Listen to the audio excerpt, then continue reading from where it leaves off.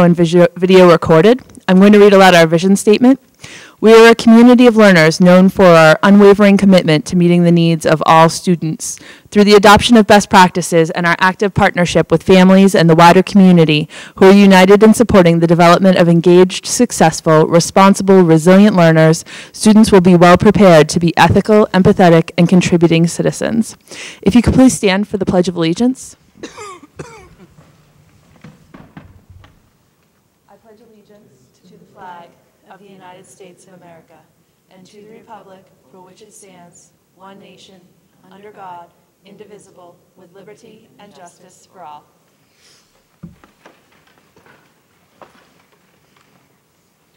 All right, so thank you all for coming tonight. Chairperson's remarks is next on the agenda. So I have a few thank yous first.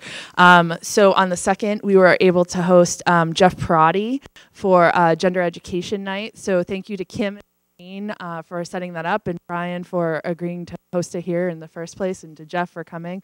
I think it was, I've gotten a lot of very positive feedback. I know there were people who didn't make that night that have said, is there a video coming? Am I going to be able to watch it? Are you going to do it again?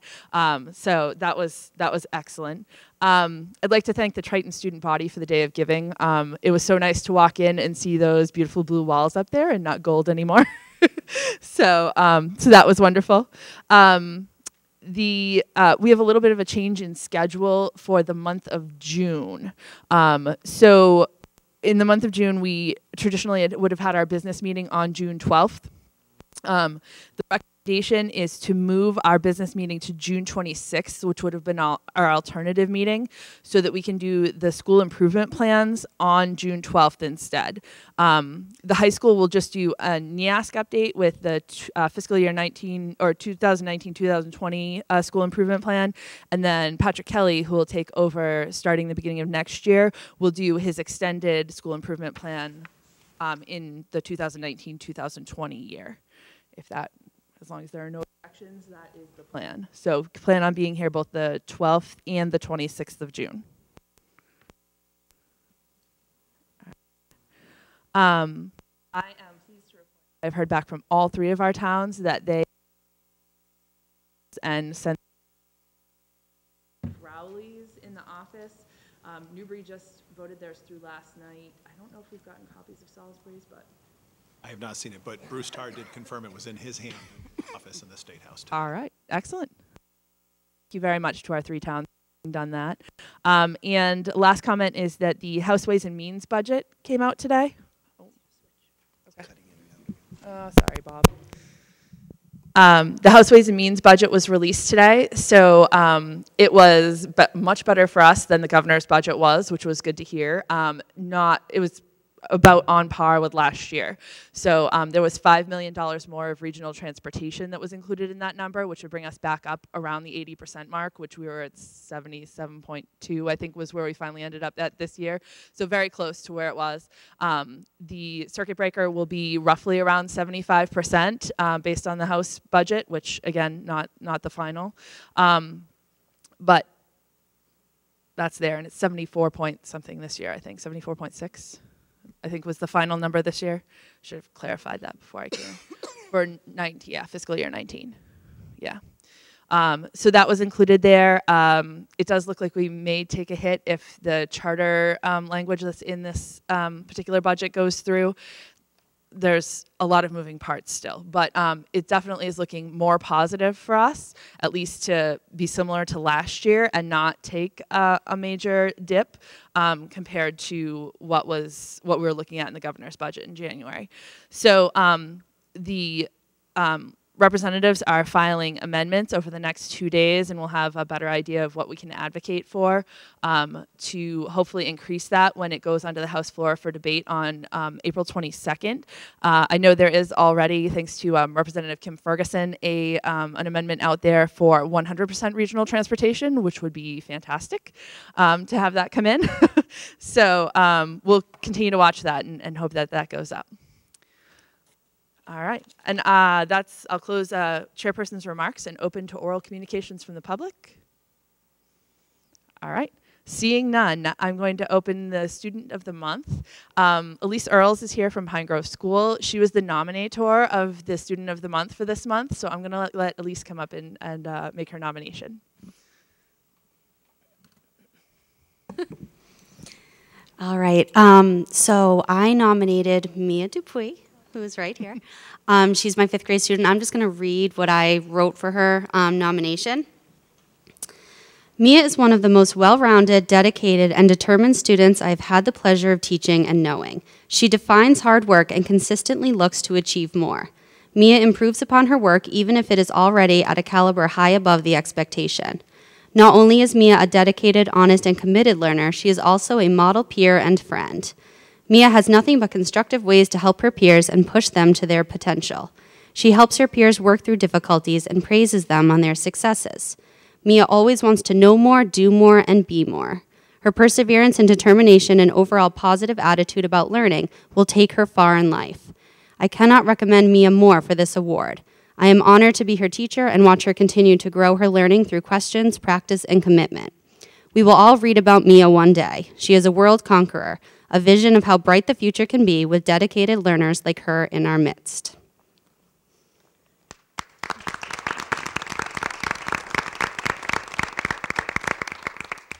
So that is a glowing review. So thank you for nominating Mia, and congratulations, Mia. We have a nice award for you here, and we'll do some pictures. And I want to also say thank you to Mia's family, because we know behind every great student is a great family. So thank you for being wonderful.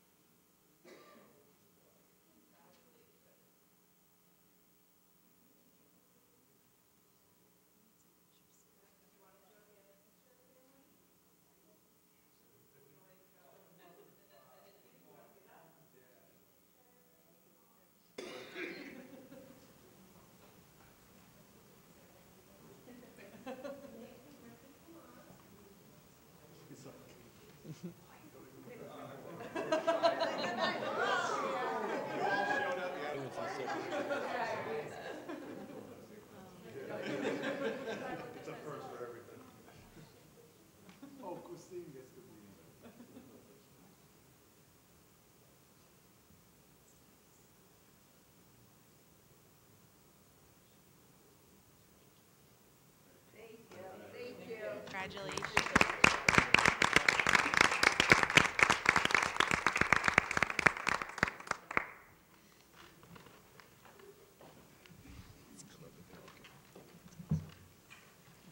Thank you for coming, and I'll also acknowledge Christine Nealon from Pine Grove School, the principal, for coming and also acknowledging her student.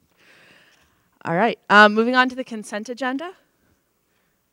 I'm going to read the donation. So, yes, you don't have to stay. No, you don't have to stay. If you would like to stay, You'll be you're here more for than hours. welcome. But And it won't be the most absorbing hours of your life. Thank you. All right. We have an anonymous donation of $100 to be used toward the Viking Day of Giving at the high school. A grant from the Triton Education Foundation in the amount of $1,683.15 to be used for high school science equipment, a marine aquarium chiller, and organic compound models at the high school. A 3-year lease on 30 Chromebooks and 1 Chromebook cart from the Triton Education Foundation valued at $9,815.22 to be used by high school students in special education classrooms who have accommodations on their IEPs. A check in the amount of $1,500 from the Triton Education Foundation to be used toward the first-year cost of a 3-year lease on 30 Chromebooks and 1 Chromebook cart for the high school history department. A check in the amount of $235 from the Triton Education Foundation to be used to register 1 high school art teacher for the 2019 NAEA National Convention for Art Educators held in Boston, Massachusetts. So thank you for those donations. Can I get a motion to approve the consent agenda, please? Second from Jim. Oh. Second from Paul. Second from somebody. I think it was a second from Jim first. So we'll just go with it. All right. Any discussion? All in favor? All right. We have a unanimous vote. All right, and that brings us to the student advisory report. Please, Olivia. On Friday, March 15th and Saturday, March 16th, Triton Student Council hosted the first Viking Day of Giving at Triton. They started by having students take surveys in their advisories and planning throughout the school year during student council meetings. Then Triton students, faculty, and volunteers in the district came together to complete projects like repainting the guidance room and changing the walls by the front office from yellow to blue. These renovations were created to establish more school pride at Triton and more respect through an appreciation for the building. Student Council hopes to continue this event next year and create a legacy of an annual Viking Day of Giving with repairs and improvements to the school. The Student Council is also continuing with their committees headed by student council members aimed at improving life at Triton. The Parking Committee's goal is to lower the price for daily parking and buying parking spots. The Spirit Week Committee is currently meeting with Ms. Daw to discuss a homecoming lake event in the spring involving class competitions, dress-up days, and donations to charities like a food or clothing drive. Quarter 3 is drawing to an end. Junior prom tickets are being sold, and AP exams are approaching, so students and teachers are a bit stressed, but overall excited to finish the year. Thank you, and please ask any questions. All right, thank you, Olivia. Any questions? Yeah, Dina? This is actually pertaining to last month. Since you weren't here last month for the meeting, I just wanted to tell you, Olivia, I saw spam a lot. I thought your performance was absolutely wonderful. Well, thank you. All right, any other comments? All right, thanks for coming, Olivia. I Thank appreciate you. it. Thank you. All right, any new business? Dina? No? Okay. Wrong. All right, and moving on to the fiscal year 18 audit presentation from Roselli and Clark, please. We have a nice seat you can grab at the end of the table if you'd like. Thank you. I'd like to welcome Tony Roselli of Roselli and Clark and Associates. Tony is one of the partners in the new audit firm that we selected this year. So our first audit with Roselli and Clark was FY18, which you have the reports in your packet. They have the financial statements, the single audit, and the management letter in their packets. Okay, so thank you. Hopefully I get as good an ovation as Mia at the end of my presentation. That was a great award, and that family was really, seemed really grateful for it, so I commend that. But this is the first year we've done the audit. The prior auditor had been, what, maybe 15 or 20 years doing the audit, who knows. So the business office thought it was time to just get a new set of eyes.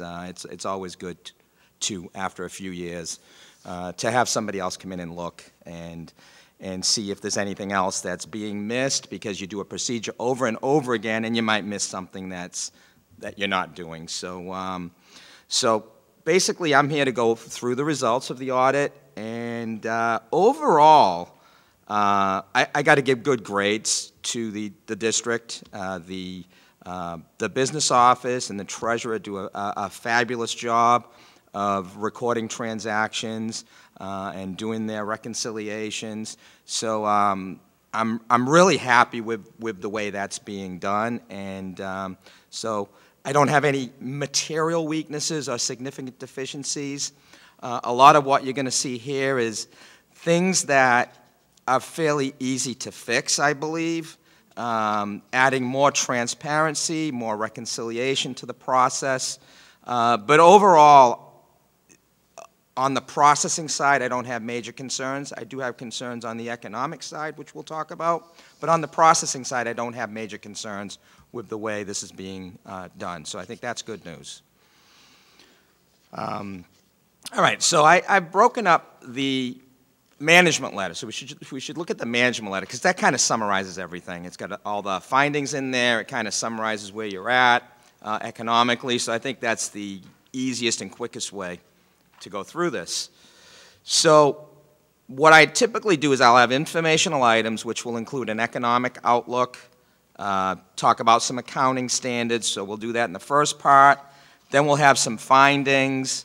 And then for this year, we did a couple of quick questions on student activities, but from what I understand, the business office is going to engage us to do a full audit of student activities in the spring.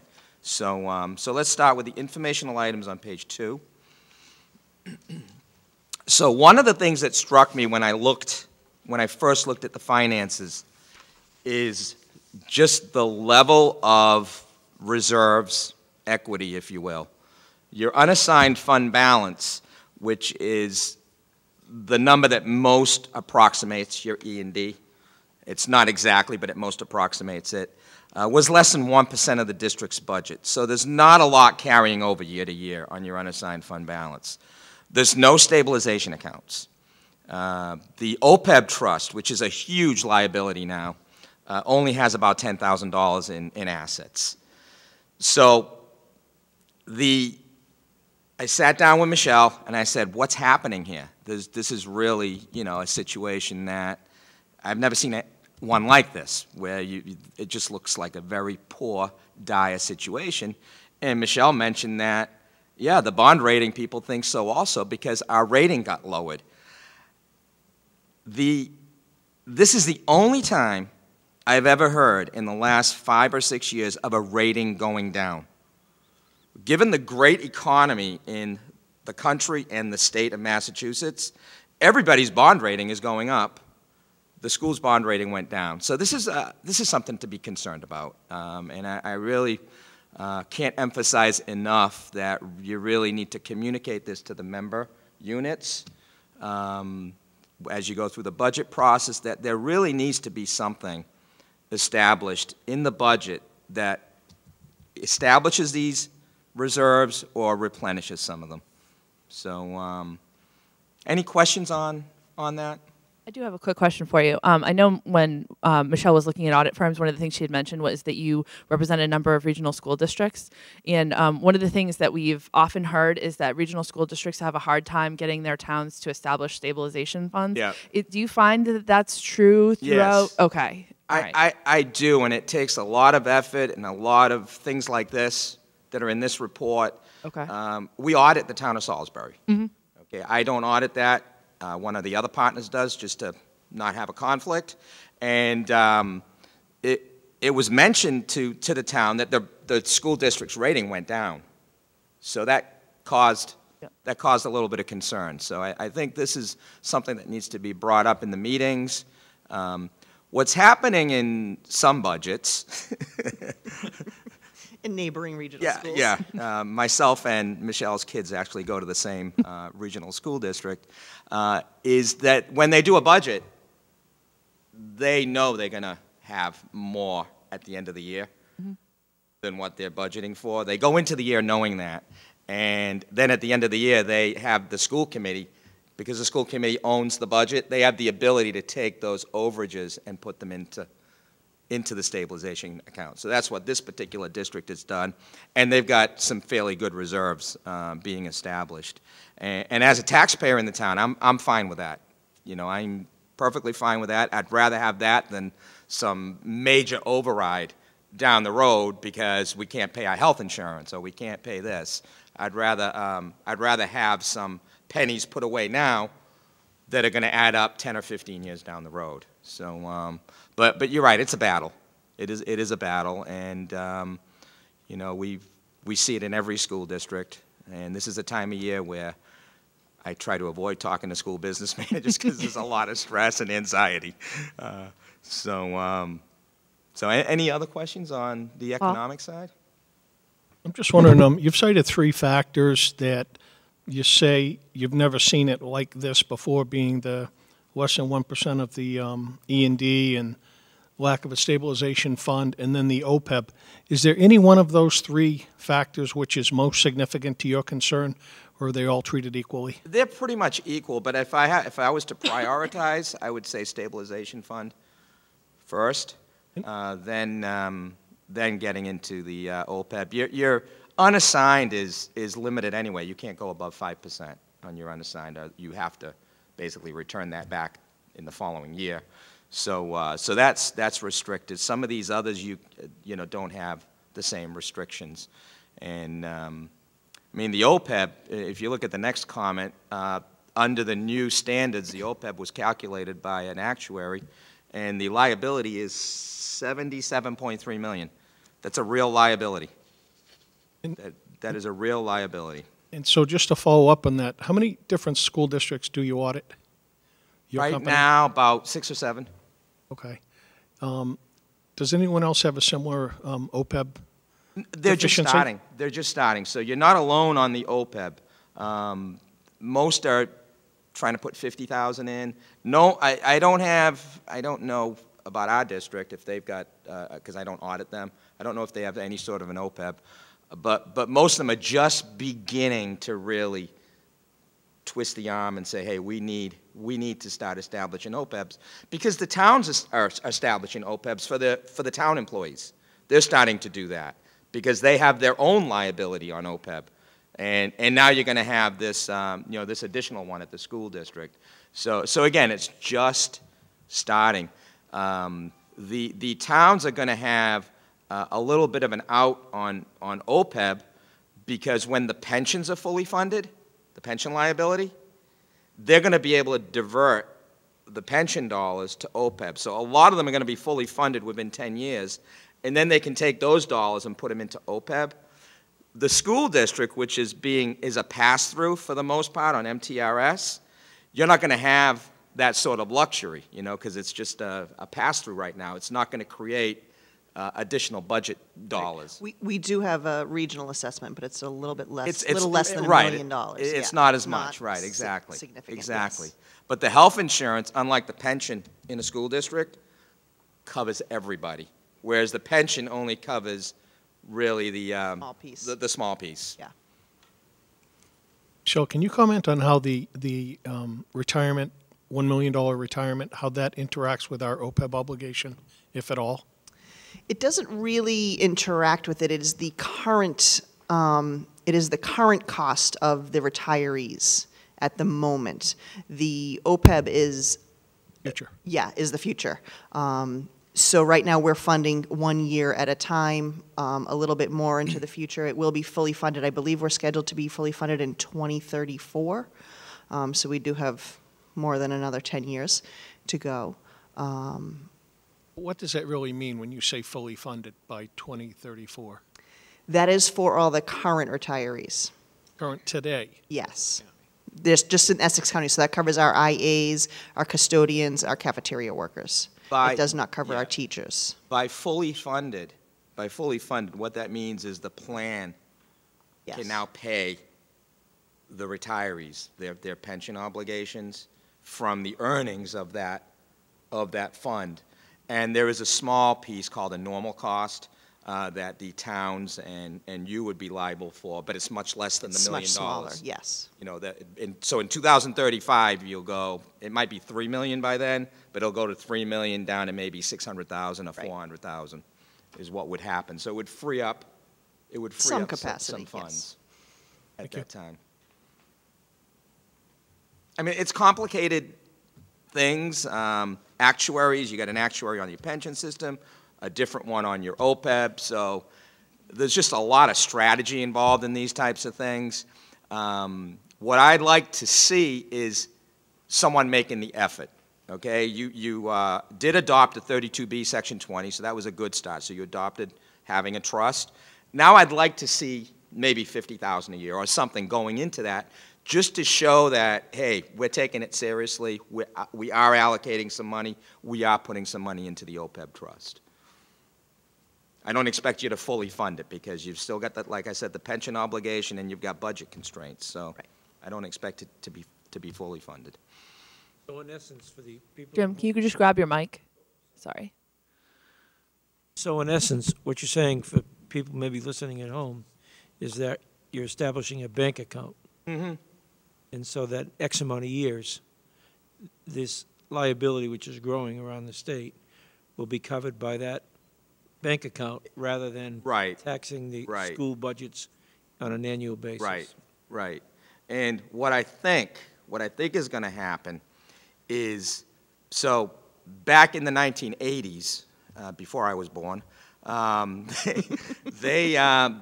the pension was a pay-as-you-go. There was no such thing as funding the unfunded liability. The state passed legislation in 1989 to say, hey, we're going to have a major problem out in 2020, 2030, unless the towns stop putting money away. and the districts and whatever.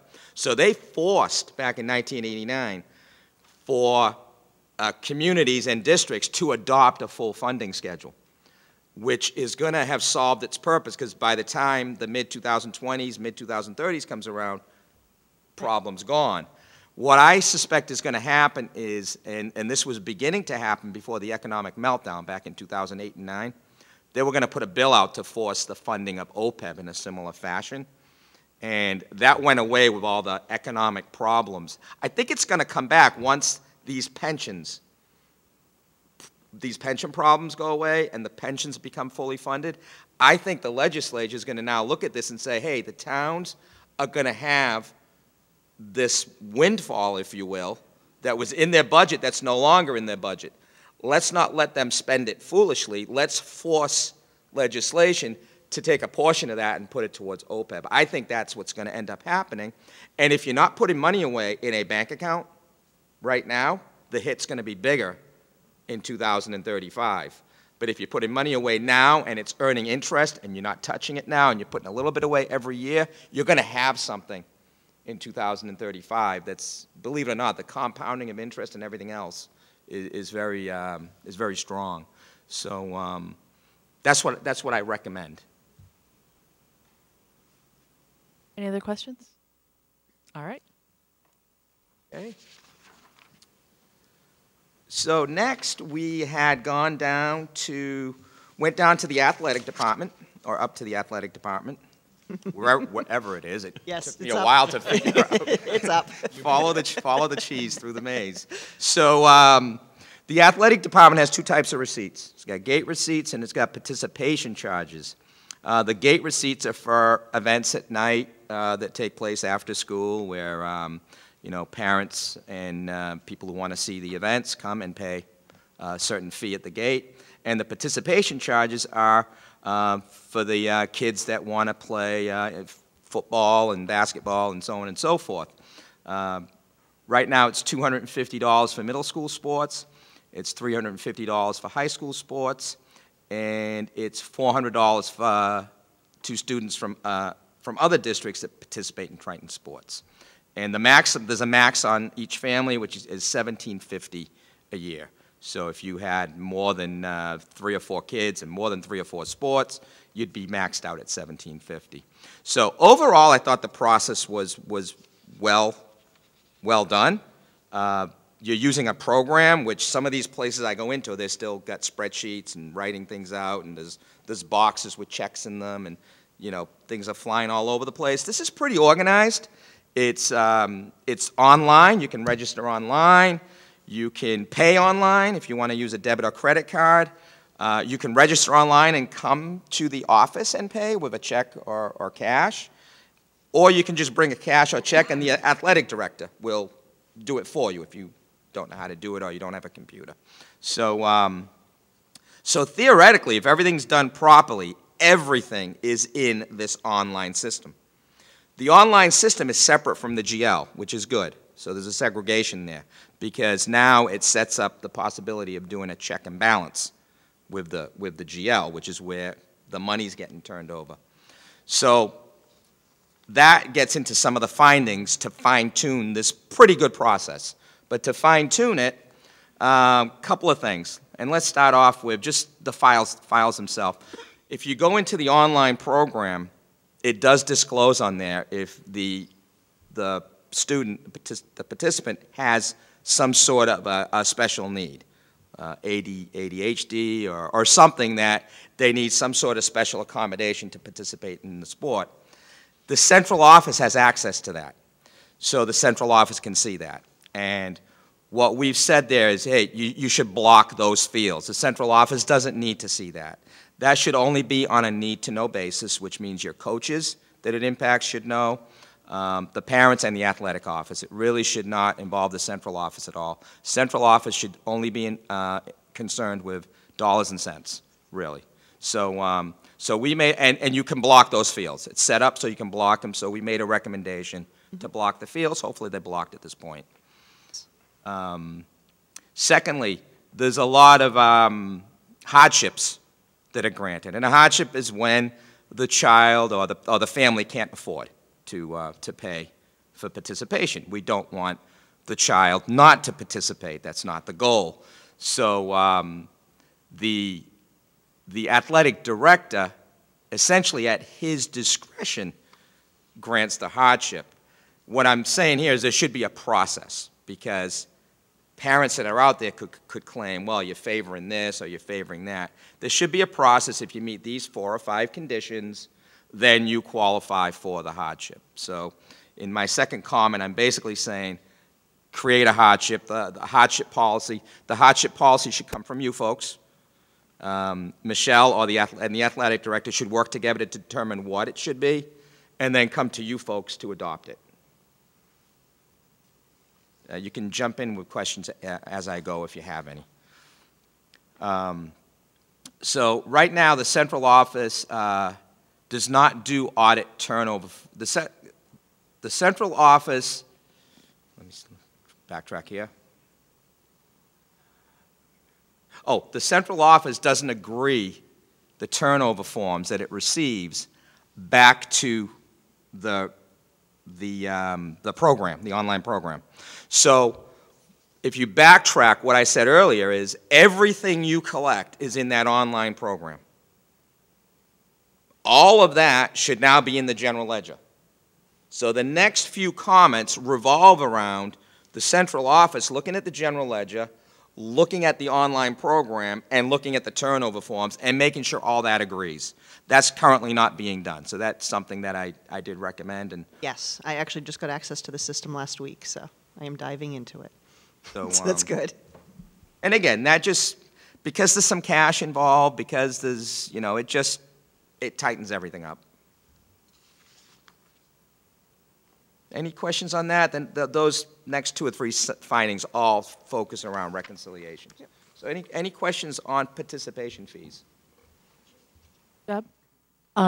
It's not a question on the fee per se, but if you're blocking students who have special needs, would it make sense to block the people who are on hardship too? I mean, I know you need to know the numbers, but. Oh, absolutely, yes. They're not Yes, really. I don't think it shows up as hardship in the program, though, Yeah, does it's it? not identified as a hardship Yeah, in the system. It's not at all. identified in the program. Unless I really dug into a student account, I wouldn't be able to figure that out. But if it is, if I'm missing that, yeah, that should be blocked. Absolutely. Other questions? Any other questions on participation fees? So we'll get into gate receipts. So I was quite surprised. Excuse me, can I just go Yeah. back for a second?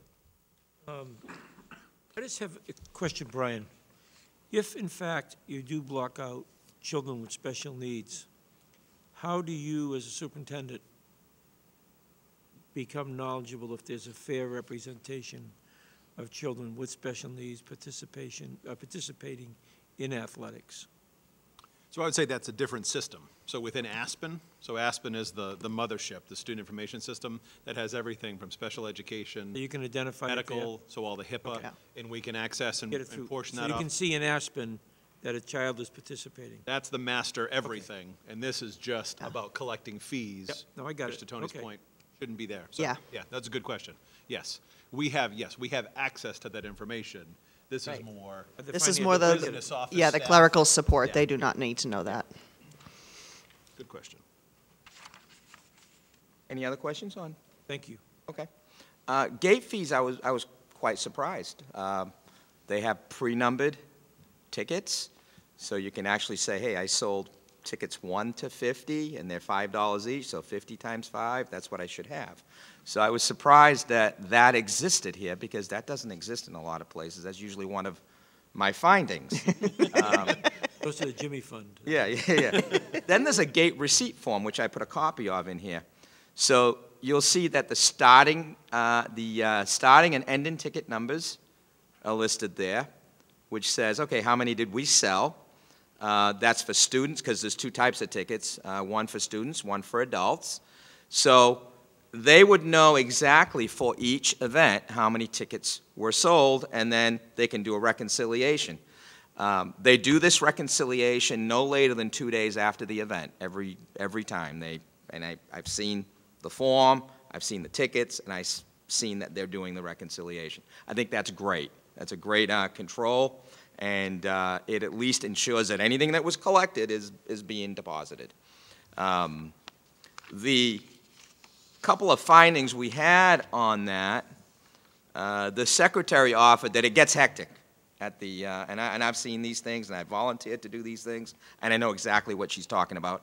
Everyone's trying to get in, and it's, especially if it's a big football game or some very popular event that's happening, sometimes the red tickets get mixed up with the blue tickets. Some people don't want to wait in line, so they just leave $20 and say, don't worry about the change. So it makes it difficult to do this reconciliation because you end up with, you know, incorrect information. I didn't know if there was a better way to control the gate or not, the way things are happening at the gate. You know, but I threw it out there as that was one of her, you know, because I said, what are your gripes? What do you see that could improve? And she said, I don't know how you can do it, but the gate is really, it's tough at the beginning when you're first opening the gate and selling the tickets. So I wanted to throw that out there as something that may not be able to get fixed, but Yeah, we're going to take a look at it, though. but take a look at it. If there's anything at all that you can do, that would be great. Question down the end? Yeah, I actually have a question. I was thinking of this. Is there any way we can use our point of sale, for at least for the students, for these events, or is that not possible? We don't currently have a point of sale for athletics, so it would be a new program that we would have to invest in. And it's certainly one of the options Okay. that we can look at, yes. You're still going to have the lines, though. Yeah.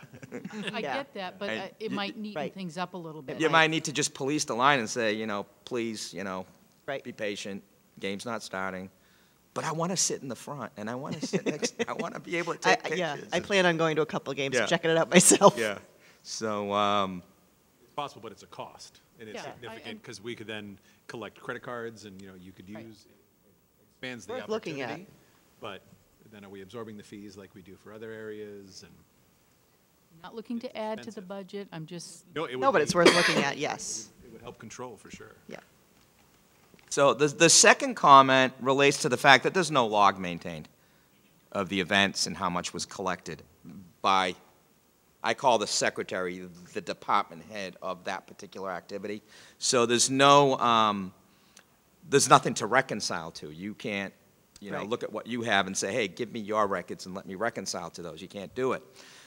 Plus, it's nice to know, like I set one up for one of the little leagues I managed, where I would put the date, I would put the event, I would put the weather down, so that I know if it's going to rain, I know how many people are going to show up. So I can predict different things. I can predict how many people I need to be volunteering. So, so there's a lot of neat things you can do with a log that can be very helpful for future planning, too, besides the fact that you actually have a contemporaneous record of the revenue that's being collected.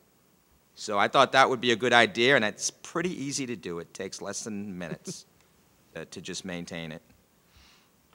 And then I also, the central office should also get a record of the tickets so that you can do the double check back. Yes, we are at this point, yes.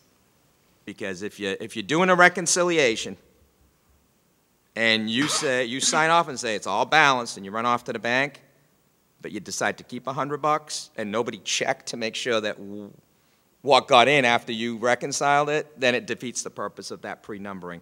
So on the back end, that's a control I'd like to see out of the central office to go back to the department head, who should be, like I said, maintaining a log, and, you know, it just creates a little bit more control. Any questions on gates? Okay. So we got to the treasurer's office. There's a couple of items in the treasurer's office that I wanted to, I think a lot of these are getting fixed, if not already fixed. The student activities have 5 checking accounts and 1 savings account, and only the savings account is on the GL. So I had made a recommendation, put them all on the GL, record them as agency funds. That way you can control the process better, rather than just having the principals run loose with the checking accounts. At least you can control it a little bit better. Secondly, there's about 10 bank accounts. 8 have very, very little activity. They're used for scholarships. So you've got these 10 bank accounts that you just have to maintain. You have to reconcile 10 accounts every month. What I had suggested is just put it in one account. There are banks that just will keep track of it for you, and it's all in one account, and you get one statement, and you don't have all this paper and all this extra reconciliation to do.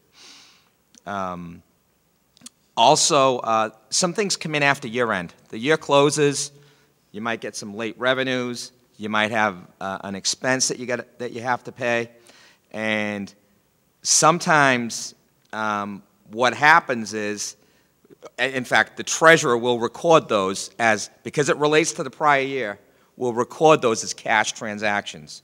But then it doesn't balance to the bank because it's happening after year end, so she has to carry it as like a reconciling item. Those, in effect, are really receivables and payables. They're not cash items, so they shouldn't be carried as cash items. So we made that recommendation to just record those as receivables and either payables or encumbrances. Okay, petty cash. Right now, there's no real policy on it. The treasurer's office has 200. The gate draw is 350, and from what I understand, the schools all have something. The cafeterias have something. There's really no policy on petty cash. There's no policy on what you can use petty cash for, on whether to reconcile it, how to report it to the central office. There's really nothing. And the petty cash is not recorded on the GL, so it's out there to its own devices. So my recommendation is just to reel it in, figure out how much you really need, figure out what it's for, and there should be a monthly accounting of what got spent out of petty cash. So I think that's important. They're small amounts, but I think it's still important to control that. Any questions on that? Okay, and last but not least, interest rates are going up. So good news on the interest income side of things, if you guys haven't looked at your own bank accounts. But a lot of banks, without getting into any sort of a sophisticated investment, are up over 2%. So I had mentioned this to the district to start looking at this and putting any excess cash you have into higher interest-bearing accounts. So hopefully that'll help the bottom line a little bit. Any questions on the treasurer side? I have a question. For the petty, are there other schools that have a petty cash policy that you could point us to? I'd have to search. Yeah, I'd have to search. It's a problem in a lot of places. Right, so it's not unique to us. No, it's not unique. No, it's not unique. Yeah, if you have any policy. Let me see if I can find something. Yeah. That would be helpful for us. Yeah, let me see if I can.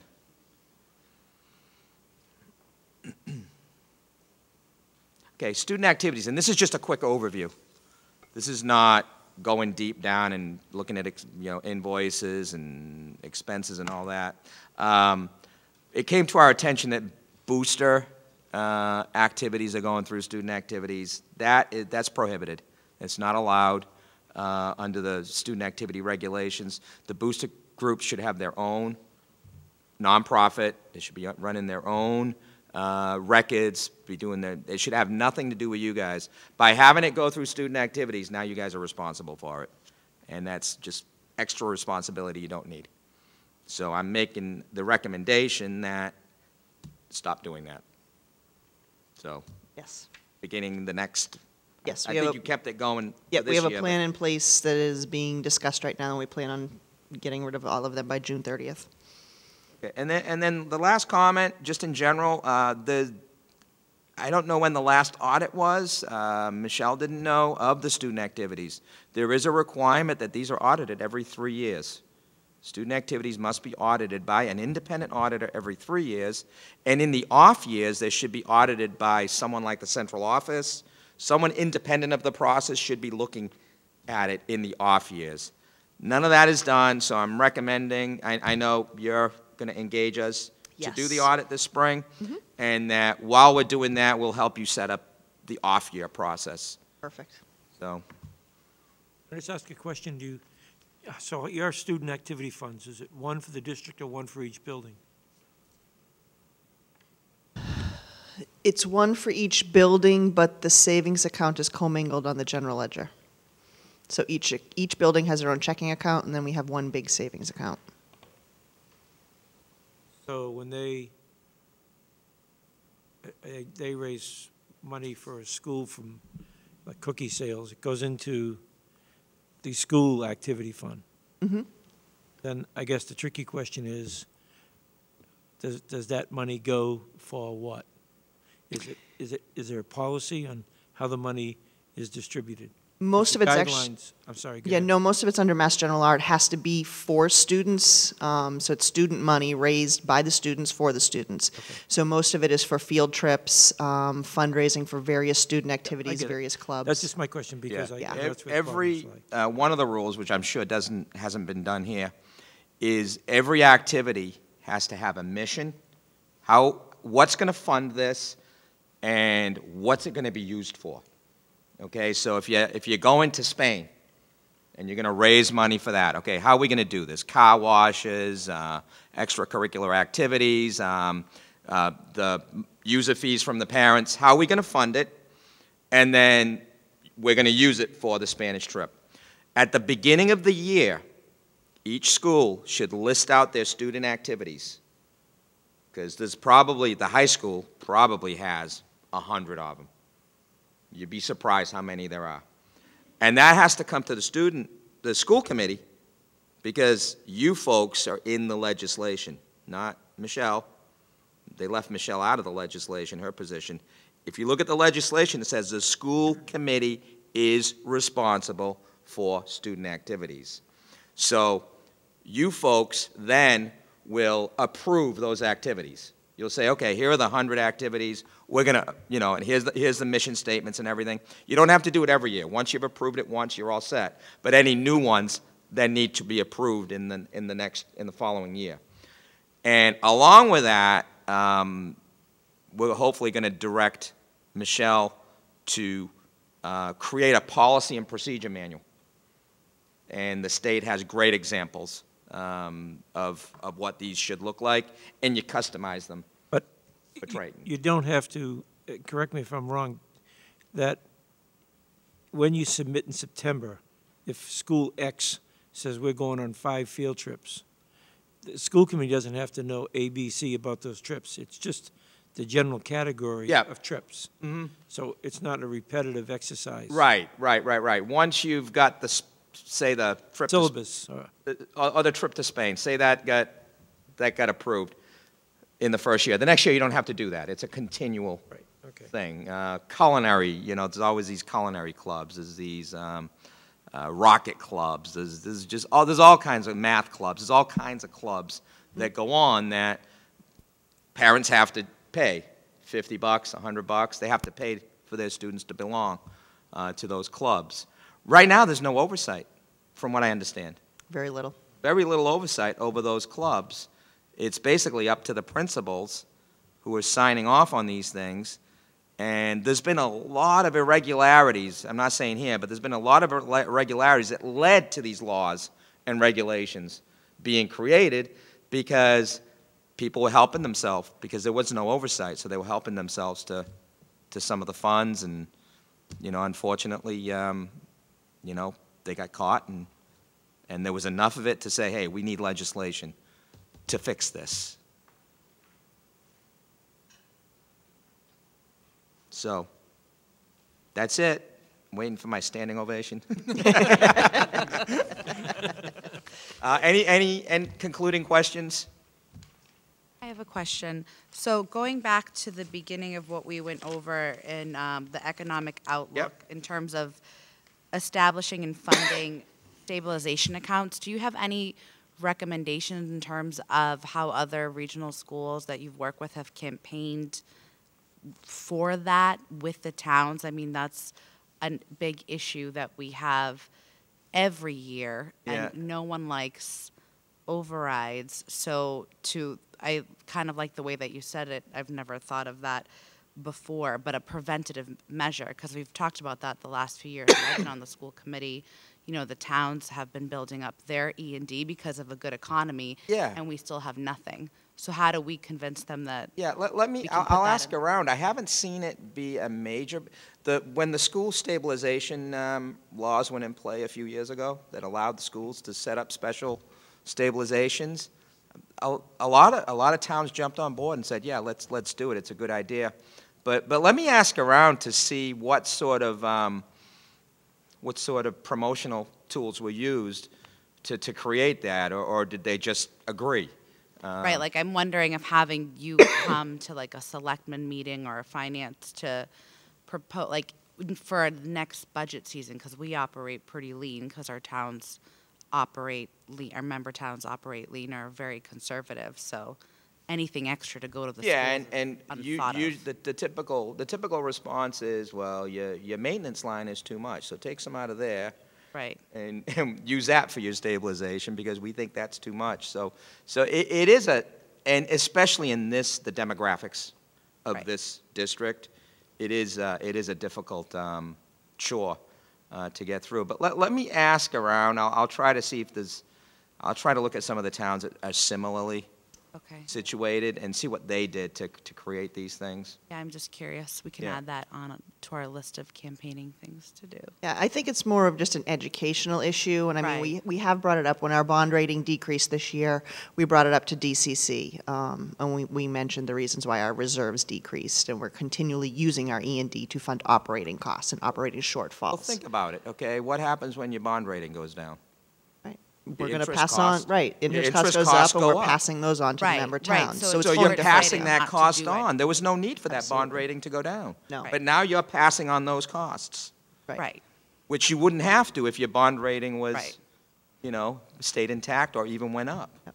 But our main hurdle to overcome is to get to the towns to agree to establish or allow us to establish the stabilization fund. Once that's done, then we can, as a school committee, not me, we can certainly recommend a budget amount each year, whether it be $25,000, $50,000, putting into that stabilization fund. Or in other school districts, they use each June, they look at what they're not using in their operating budget and say, oh, we think we're going to have $500,000 this year, so we'll put that into stabilization. And they've built a really nice cushion. Where, I mean, we're lucky if we get $400,000 or $500,000 in E&D, so we really don't have a lot of cushion because we're budgeting very lean. But really, we just need that approval to get the stabilization fund, and I think we should start that campaign, make it more aware, and I think we should probably bring it up at the DCC, even though all the towns aren't necessarily always there, but I think we should start at some point.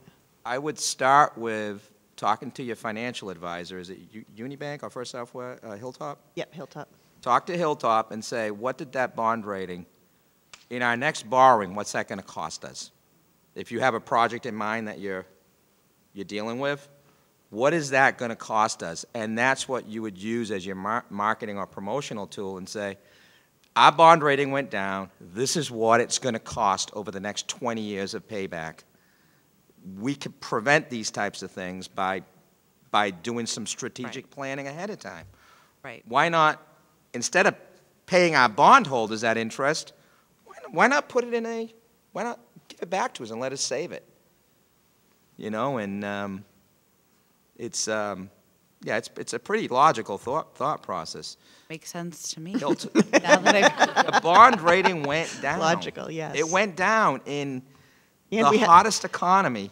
Well, when you prefaced it, I was like, and it went that's down. really sad. It went down, and that's not right. It went down, and it has a negative outlook. And a negative outlook. So they're anticipating basically decreasing us next year if we continue on this trend. Right, so that's a campaign we need to start yesterday. One of my staff people actually prepared the report because we like to do checks and balances. So someone who wasn't on the job actually did the report, and then I review it. And the email back to me was, hey. Are you sure? Yeah, no, they looked at it and said, did you notice that, and they talked about this. It was so obvious to a staff person. They said, did you notice they don't have any stabilization and their equity was low? And I'm like, yeah, I noticed that, thanks. It's weird. Right.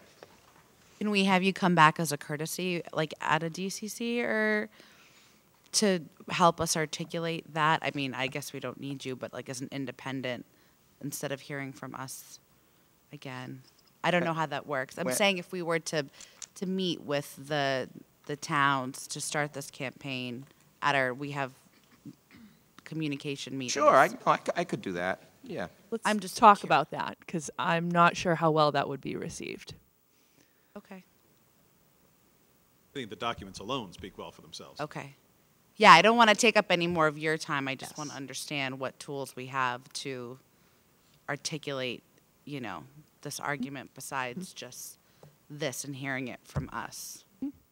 Well, I think if we have good examples, regional school district specific examples, because I think it's very easy to rationalize a stabilization account for Newburyport. It's not so easy to rationalize a stabilization account when that money isn't, our towns very much look at it as their money and our money, and we put money in our pot, it's taking it away from their pot. And I think that's the thing that we need to overcome. So where there are other regional school districts specifically that are doing that type of thing, I think that's the type of example that would go the distance. Yeah, and I think the biggest gripe I hear is there transparency in the budget. Is the budget truthful? Are there areas that are not well managed, that are inefficient? These are the questions that come up at these meetings. You're looking for stabilization, but if you did all these things correctly, you'd have a piece of the budget, and those are the hurdles you gotta jump over. But if this doesn't get fixed, and no one will be around to see this, but 10 or 15 years down the road, you're gonna have some problems with this, and the people that are going to be following you are going to be saying, what were they doing? What were they thinking about? Why didn't they do this? Why didn't they?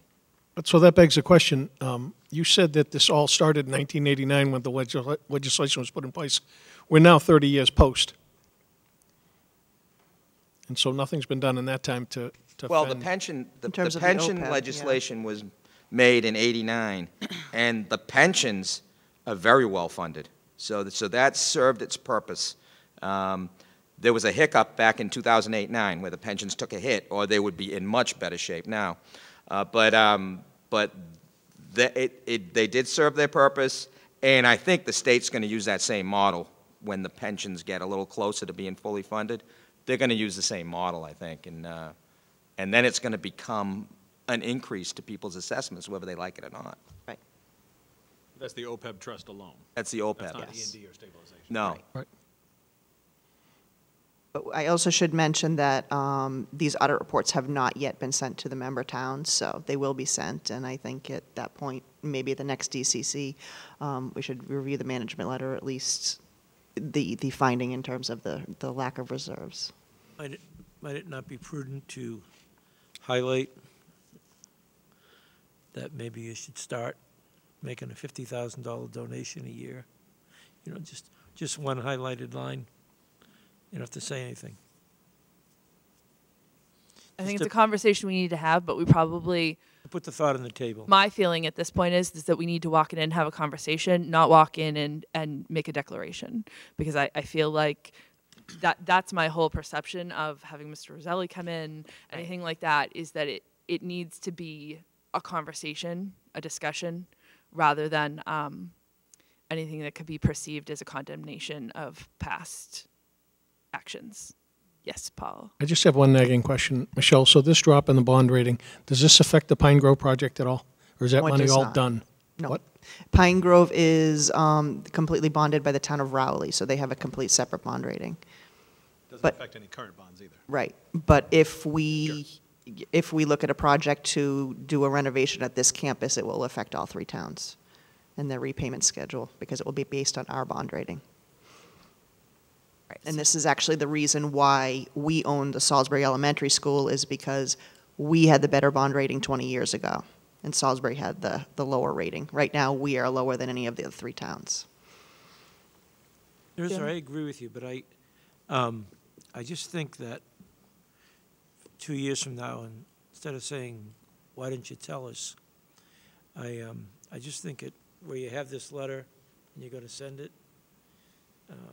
it might be prudent just to highlight it. You don't have to say anything. I think they just see it, that this is something maybe we need to consider, that's all. Yeah, I no. agree. I don't think you should condemn what's happened in the past. Have the report from S&P?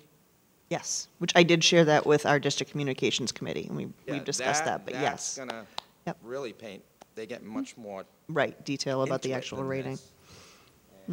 And that should be part of a packet, too.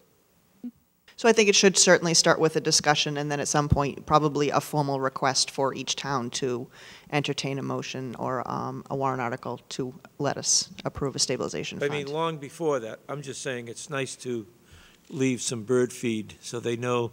Oh, absolutely. We just need to be That's all. really careful about how we approach that. Yeah, I agree. Absolutely. I agree 100%. I would anticipate it being a fairly major part of our April DCC conversation. So can I ask, so Tony, in regards to stabilization, OPEB, and E&D, if we were making progress on OPEB and E&D, and not necessarily on stabilization because of that politic stopping it from happening, I would assume Standard & Poor's, whoever, any other rating agency, an auditor coming in, would still see that as progress. If there's money going into reserves. If they see that policies have been put in place to put money into reserves, they will see that as a reversal of what's happened. It's going to take a little bit to convince them to go back up. Yeah. They're going to they're going to want to see a trend in a series of years where there's a replenishment occurring. That's what they're going to want to see. It's not going to. It won't happen on your next bond rating goal. Yeah, my understanding is because it went down in a negative outlook, our best hope next year is stable and stable and no more negative outlook. Right. So get that off, and then we can talk about future years of trends. I think you're probably 3 years away from, if you do all the right things, getting back to where you were. That's what my experience would tell me. Any other questions and comments? All right. I appreciate your time tonight. Thank you for All coming. right, thank you. Thank you so much.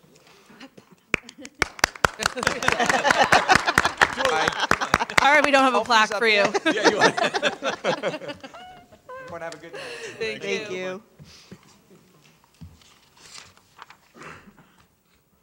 All right. How appropriate the District Communications Committee meeting the agenda is the next thing on our agenda. So the minutes are in your packet. It was a relatively short meeting, so I don't think there are any surprises there. The one thing I would note is the same thing I noted during my chairman's comments, that we talked about that those legislative letters, and that all 3 towns have in fact followed through on that. On to the MASC Regional Schools Committee report, please, Dina. Sorry.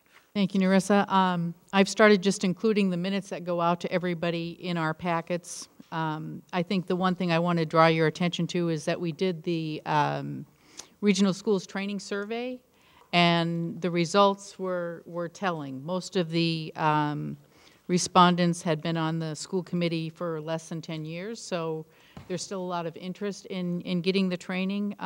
The areas of interest were pretty much the same ones that our committee had identified. So at our next meeting, which won't be until May 16th, we'll start working on what training we might want to present. But we're moving along. That was the main point. Thank you. Thank you. Update report on lead and copper in the drinking water. Is this you, Michelle? Yes, that is me. Last year, you may remember, for those of you that were here, Triton was accepted into the Commonwealth of Massachusetts program for the testing of lead and copper in school drinking water. So we had a team of individuals come into the school to help us after a period of time where we could not use the plumbing whatsoever. I think it was a period of about 12 hours. So we had to coordinate that very carefully with all the use of our schools at night. And then the testing occurred very early in the morning. We're talking between like 4:30 and 6:30 in the morning. And we sampled hundreds of samples. We took hundreds of samples.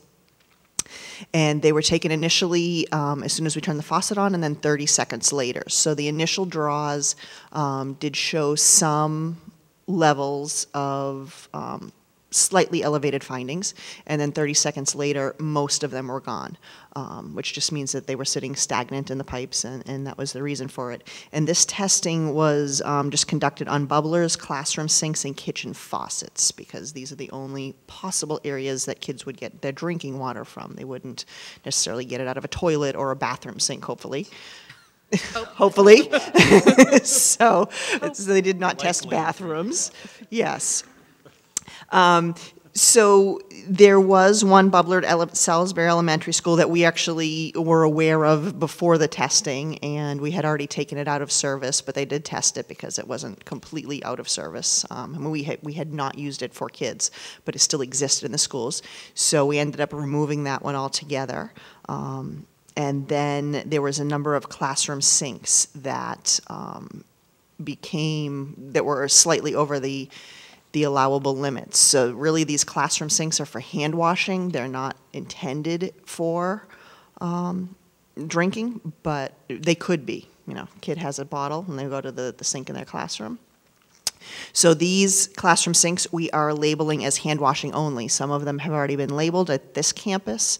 We are taking that process into the elementary schools. So the next week or so, some classrooms will start seeing hand washing only, like little labels right on the sink, so that they're not using that for drinking water. And by doing that, we are meeting all of the state's requirements to label that. There was one issue at the Salisbury Elementary School with levels of copper in the water, and this actually ended up being more of a town issue. It is the town water source, and it's not in the piping or plumbing in the Salisbury Elementary School. So Pennachuck was regulating that. They are continuing to test, continuing to increase the pH to try to level off those copper levels. And we're in touch with them to make sure that they're continuing that sampling process. And periodically we do sampling. We don't go to the extent that this program and take hundreds of samples and hundreds of bottles at early hours in the morning, but we do random sampling throughout our water supply.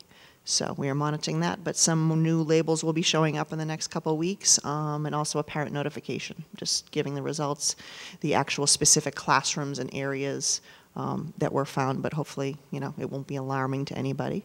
And we will just send that notification out shortly. Any questions? Questions for Michelle? All right, thank you, Michelle. Thank you. Moving on to our school committee goal progress update. Does anyone have any meetings that they attended? I believe Deb and Linda attended the Salisbury Finance Committee meeting, right? The warrant advisory, sorry. I don't know how we forgot that. I forgot that. Yes, we did. She did. Anything to say? Oh.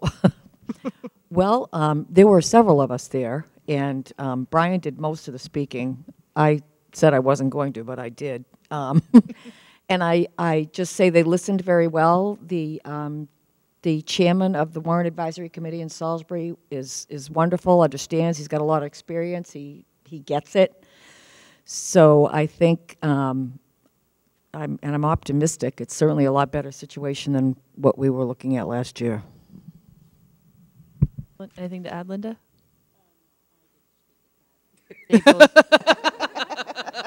They both spoke eloquently and said everything that I was going to say. Took your words. Sorry. What a disclaimer. But I did want to say that I went to volunteer. Well, I signed up to volunteer at the Salisbury Elementary Science extravaganza that they had. But Tie-dye milk, I saw you. Oh, great. So he made me lose my thought. Sorry.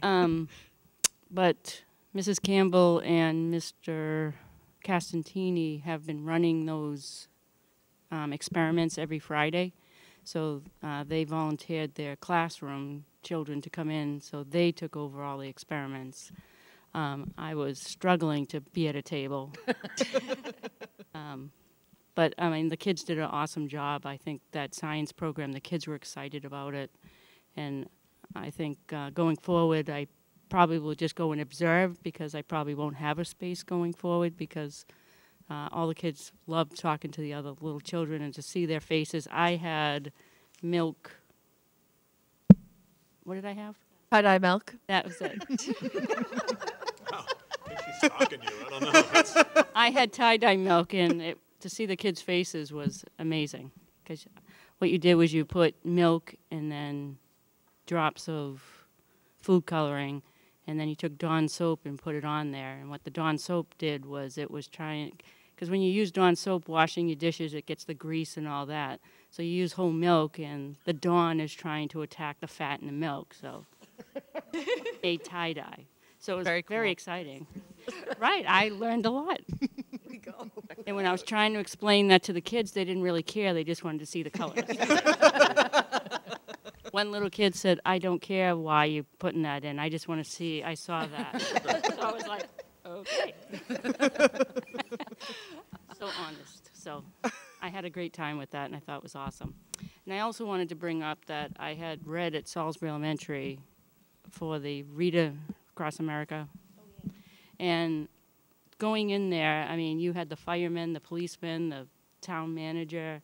I mean, it was just amazing to see how many people went to the Salisbury Elementary. I didn't go to the other schools, so I imagine it was the same there, but what a turnout of people that came to read to the kids. Okay, I'm done. You made up for all the talking you didn't do at the Warren Advisory meeting, right? Maureen? So last night I went to the Alice presentation, the safety presentation. I just wanted to say that I think Brian and everybody did such a great job. Sean McGinnis did the bulk of the presentation. It was kind of disappointing to see that the firemen and the police and our staff outnumbered the parents that showed up, but it was videotaped, so I'm hoping that if people couldn't attend last night, they would, you know, take some time and watch it online, because it really is a great presentation and it helps you understand what the district has in place for our students at every level for if there was a security issue that arose. So just kudos to everybody that worked on that last night. This isn't my part of the agenda, but I just want to give a shout out, certainly police, fire, but we have 9 folks who became our Alice trainers. So Chris Walsh, Megan Ober, Director of Guidance at the high school, Sean McGinnis, Director of Athletics, Heidi Monjo, Assistant Principal at the middle school, Dan Jewett, Assistant Principal at Newbury, Kyle Campbell, and Sean O'Neill, Adjustment Counselor and PE Teacher at Pine Grove, and Terry Gilbert and Ellen Lincoln, Assistant Principal and Social Worker at Salisbury. So those 9 individuals went through the entire process. There are certified Alice instructors. So in Megan Ober, I think every one of them would say Megan Ober has taken the lion's share of that. She didn't stand up last night. You didn't hear anything from her, but she has been the behind the scenes developing PowerPoints and organizing. Sometimes I think it was like organizing and herding cats, trying to get all of us with police and fire to agree around information. But they've done a tremendous job. And it's, as Maureen said, it's a hard topic. So we'll take the fact that there wasn't a huge turnout as a sign that there must be some level of trust in what we're doing. The video is now online, and tomorrow I'll get some information out to post that and share information. I just think it's important because parents, students will be learning some of this training this spring. So it's definitely going to generate some conversation, and kids are going to come home and they're going to talk about it. So if parents can be directed to you know, the presentation, the video presentation, that's going to be very helpful.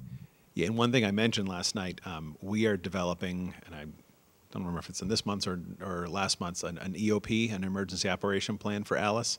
So that's very unique in that normally the binders, that's, you know, our district copy is in Michelle's office now, has a binder for every possible emergency event, or a tab rather. That is not public information under the assumption of bad guys know the information, they know how we respond. As I had mentioned last night, this is a very different world now with this situation. So we'll be putting out an EOP. It's roughly 6-7 pages for each school. The bulk, 99% of the plan, is the same for all 5 schools in 4 campuses, but rally points and reunification points, how to get to rally points, those will be unique for each school. But we wanted to make sure we had some information out there before we put this document out there, because it starts to talk in some language that, if you read it first on paper, it's shocking. But as we were talking about last night, we have to have the hard discussions, because ultimately, not knowing causes more anxiety for kids and adults than having a plan and being aware. So, I will say the feedback from that I got was that parents were reassured to know about the thought process that had gone into it. That it was evident that it was well thought out and there was a plan in place and that type of thing. I did hear a couple of them say that they'd like to see it gone over again at some point in a more like in a forum, like an open house or something like that was at the individual schools. So, yeah, and this was an introduction. I think your microphone's dead again.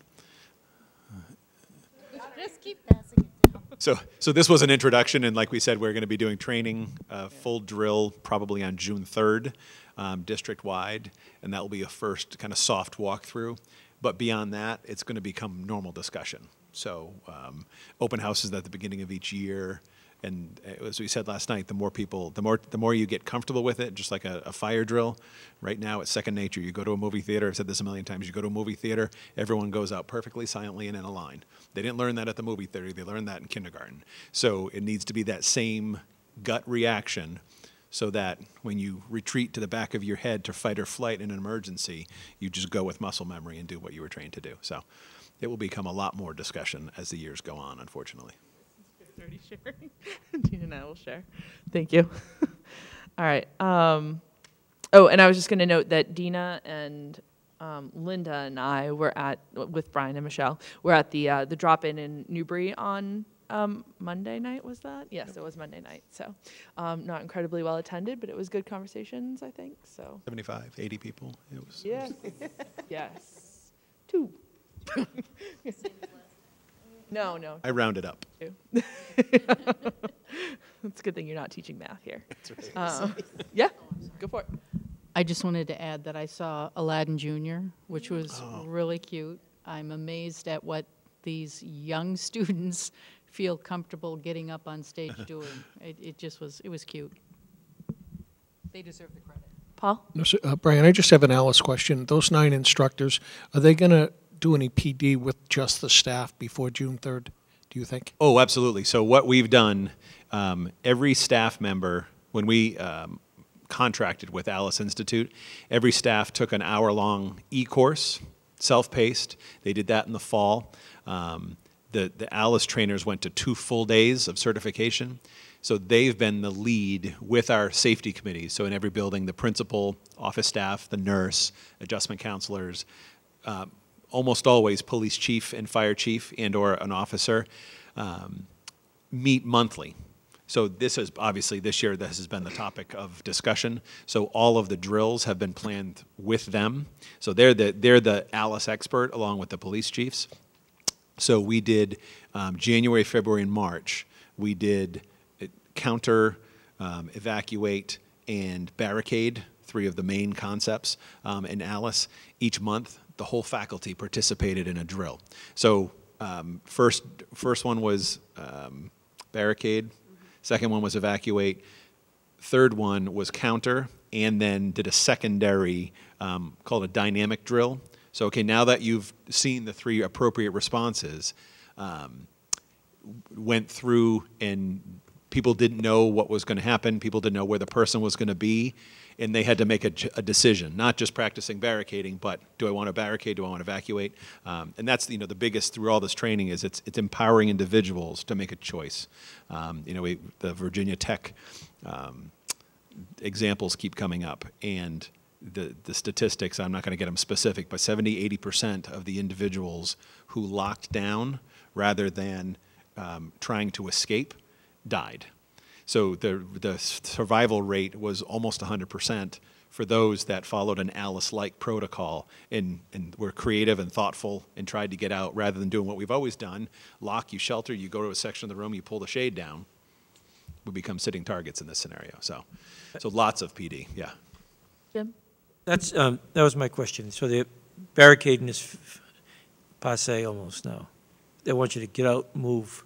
Correct? So it depends on, so it's again, it's a dynamic situation. So the three things, it's either evacuating, the first choice is always evacuate. Right. If you can't, then you barricade. And if you must, Right. you confront and counter. So I think those, there's variances or Yeah, no, I variables in each understand of that. those. But the flavor is to get out of the, If you can, okay. if you can go in the other direction. Just wonder if they change, that's all. Alice has morphed. We're late to Alice. Yep. I've used the word confront. It's actually counter. The original Alice, the C stood for confront, and there was a lot of pushback. And Chief Riley stood up last night and said, "I was the biggest opponent of it." And he's now Alice certified and is now believes in it because it's counter. It's a very different swarming techniques. Obviously very different in a kindergarten where that's not going to be a case. Where as a high schooler may. But it's common sense, and one of the things that was brought up last night I think was a big reassurance, and it wasn't one of those things that I thought would be, but the PA used to be only controlled from the offices. Now the PA, you can make a PA announcement. All staff know how to make a PA announcement from a room. So anywhere someone could make an announcement. Again, this no longer is this using code. This is, God forbid, there's a gunman, he's at the front door, and everyone can then react with real-time information. So there's been a lot of good work done by a lot of folks. So it's I feel really comfortable where we are now. All right. Any other comments, questions? All right. I know Kim is anxiously awaiting to present the 2019 Deci report cards. Are riveting a topic for tonight.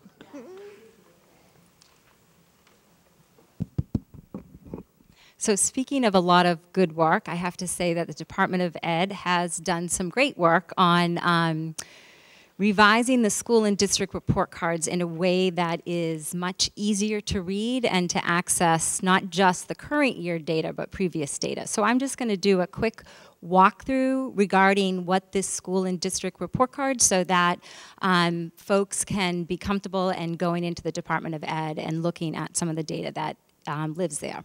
So the school and district report cards obviously have a new way of looking at information related to overall school and district performance. And for the first year ever, they're actually reporting out on other topics other than just academics, which you will see in a second. So what is the purpose of the school and district report card? Massachusetts is required by law to annually produce information about school performance for families and communities. So all public schools within Massachusetts have a district report card. And the report card is designed to show parents and community members how a school or district is doing in different areas. Report cards highlight a school or district strength as well as any challenges that need to be addressed in order to make sure that the needs of all students are being met. So it does reveal a lot of different information in a lot of different areas. What type of information can be found on the new report card? Well, student enrollment and teacher information, student attendance and discipline, academic opportunities, which is new, college and career readiness, again, which is new, MCAS performance, school spending, and accountability. So let's take a look at what the front part of the report card would look like. So if you went into the Department of Education, you would see this first page. It's on the top, you can see on the toolbar where there's a lot of different headings, and this would be under district and school accountability.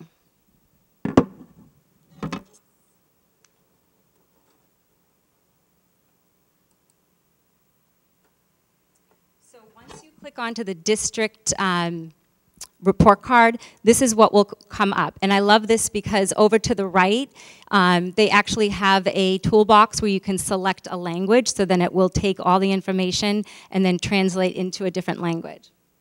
I have the report card for the district, but you can go in and search and do each school separately. So I'm just going to play around with this a little bit. Okay. Okay, so information about the district, the superintendent, the grades it served. If you wanted to connect directly to the website, here's our website. We are a Title I school, so it states that right there. Phone number, address, all of that's pretty basic. Who are our students and teachers? As you go through, again, one of the nice features of this, it will show years. So you have our student enrollment number from 2016, 17, up to 2018. And then it's always going to compare it to Massachusetts as well, which is nice. As you go down, you can look at the student demographics. And again, one nice thing about this student report card is that you can take this drop-down menu here, and you can change what you're looking at as far as the different subgroups. And here it's nice because you can, going the wrong way. Look at trends.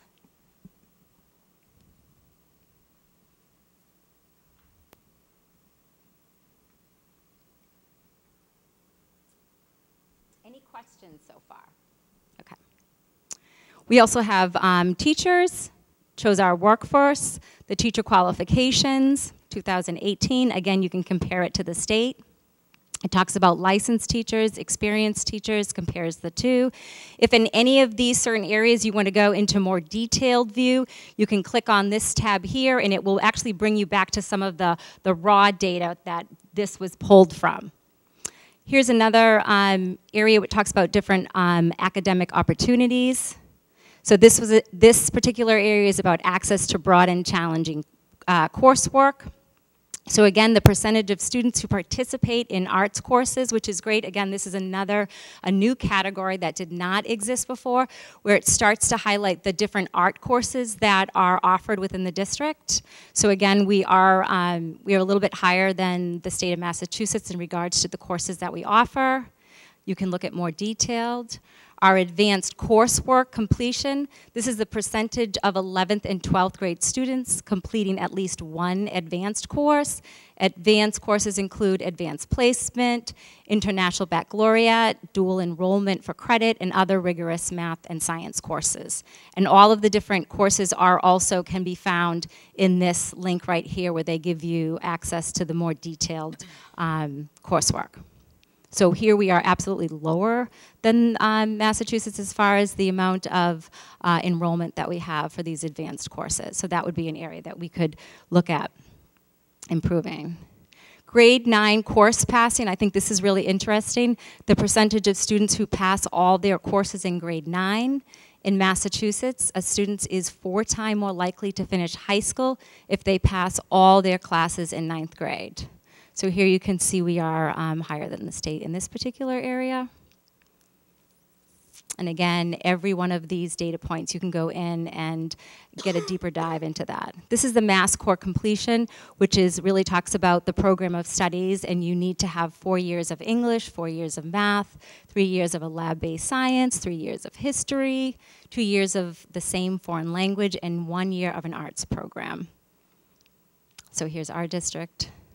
And so again, as you can see, this will just continue to go down and to answer more and more questions regarding, you have all these different tabs: student attendance, discipline, how prepared are our students' success after school. This will give you information about high school completion, graduation rates over time. Again, you can change. I love these drop-down menus. So much of this data, you had to really look for information, and it was not easily accessible. This right now it's great because you can actually take a look at some of these numbers, because it does tell a story. Let's see. Any questions about this report card? Have people had an opportunity to go in and check out the new report card yet? Am I the only one that likes to go and hang out at the report card on a Friday night? But that's okay. So it's really interesting. And again, you can pull up all the different school districts around the state of Massachusetts and do some comparison. It's also interesting to see amount per pupil. It will also give you information about how much money we get federally. You can compare it to what the state level is. But it's a great tool to go in to get acclimated to a district, to a school, and again, to point out some of the things that we are doing well, but certainly to point out things that are challenging for us and that we need to work towards improving. So if anybody has any questions beyond tonight, if you want me, I can send you some more links or information. I'd be happy to do so. I was going to say the hope tonight was to give you a snapshot of this, to point you to the main Deci site, click on it, play, and even questions. I know this was one of the licensed teachers was one that stuck up. It's on the screen now, because I think it will prompt questions for you to ask us that we may just assume we're just moving on and wouldn't think to talk about. But that 99.5% licensed is because we have one educator who is an experienced educator in New Hampshire and is in the process of getting a Massachusetts license. So for the current year, that teacher is on a waiver. So they're technically unlicensed in Massachusetts, incredibly highly qualified, and we would hire this teacher 10 more times. But I think when you look through this kind of data in this format, rather than when you click on the, Kim, go to the one where it says, view more detailed data, you click on that, you go back to the old stuff. Well, that's actually not a bad one. Some of them take you just to that, just raw data, which if you really want to go digging, great. But I think this gives you a nice snapshot of a lot of comparable data that allows you to as a committee, to be informed. And I think it will help generate questions of us as well to say, yeah, let's do a presentation on licensure or something. So that was the hope tonight. It's just a brief little drive-through, given the packed agenda. I'm sure Kim would love to keep driving if you would like to keep going, or call it that. Any comments or questions for Kim? So this is brand new this year, those report cards? They've always had the report cards. Right, but they were in a different format. Definitely different, yeah. This is awesome. Yeah, Because even when people looking to buy houses, they go on like school report on niche.com. I'm like, that's not the best place for you Great to be schools. compared. Yeah, I'm like, they're No. not accurate. And they're like, oh, it's some schools aren't well rated. I'm like, have you gone to the Deci site? So this is much more user friendly. And I love your outfit, Kim, by the way. I didn't want to forget to tell her after. So you get to tell everyone. I will say, Mr. Bright not about Kim's outfit, but I mean the Great Schools site uses a lot of bad data. Yeah. The one thing to always be aware of with Deci data, they're doing a great job of packaging it now. And so this is now under ESSA, Every Student Succeeds Act, reauthorization of No Child Left Behind. So this is that first iteration of this being required, these additional indicators. It's still self-reported data. So all the financial data, we've gone, we have a history, and Michelle has taken over, of reporting accurately. We heard Tony come in tonight and talk about things are clean, let's nitpick now and streamline. So there are districts who don't. And so when they can make their data look like they want to make it look. And so that's obviously MCAS scores we can't manipulate. But even looking at some of the AP data and talking to Megan and Catherine thinking, no, that's not accurate. So it's now that it's up here, I've talked to a lot of superintendents who say, wait a minute, that doesn't match the data we have in our district. So take it with a grain of salt, and certainly as you go through, what's the word I'm looking there, peruse through it, glass of wine, glass of coffee, whatever your pleasure is, and spend some time looking at it, and then ask questions, and that helps us inform you better. So. Any other comments before we move on? All right, on to the monthly report of the Superintendent of Schools, please. So in regards to, you have my schedule. I will say that the first item, my non-routine, I went to the state convening. It was Kairos, which is Greek for an opportune moment. So I will say the Department of Education is attempting to rebrand and rethink. And we have a commissioner who thinks differently about education. Now, granted, the commissioner reports to a secretary and to a governor and to a legislature, and there's an entire department and a board of education. but I believe, I'm hopeful that there's some intentions about talking about education differently. So, I mentioned that. Homework guidelines, we obviously spent a year and a half reviewing or developing them. We implemented them this year. We did a survey at the middle school and high school after first quarter. We surveyed all students then again after the second quarter. So that's elementary, middle, and high. I'm sorry, that was parents. That was not students. We are now in the process of surveying students at the middle and high school. We're not surveying elementary students. Just a very similar survey to what you may have taken as a parent. Just basically, are you aware of the guidelines? Do you believe we're trying to tease out, is what you're experiencing or your child is experiencing, if a parent's taking a survey, match what the guidelines say should be happening? And we developed we actually reused some of the questions from an original survey a year and a half ago before the guidelines were put into place. And students this week and into next week, middle and high school, are taking that survey. We'll then put that together as a data set, go back as a leadership team, unpack that and say, okay, what are we doing? What do we need to be doing differently? Talk about next steps and report that out to you next month. So that's the plan there, but just to keep that, we had said we're putting these in place and we're not just going to put them there and leave them alone. We're going to keep them alive and dynamic. As far as school choice, that process is continuing. Several students have returned. We have several students who are at Tech Academy who have returned, and we're in the process of working with our investigator to tease out those who we don't believe legally reside within the district. So hopefully by the end of the year, be able to report much more specifics, the net change from that mid-year calculation. I believe Narissa mentioned this at the beginning, just that change we had agreed throughout the budget process that we were going to separate. I forget who I was having, I think it was with Dean.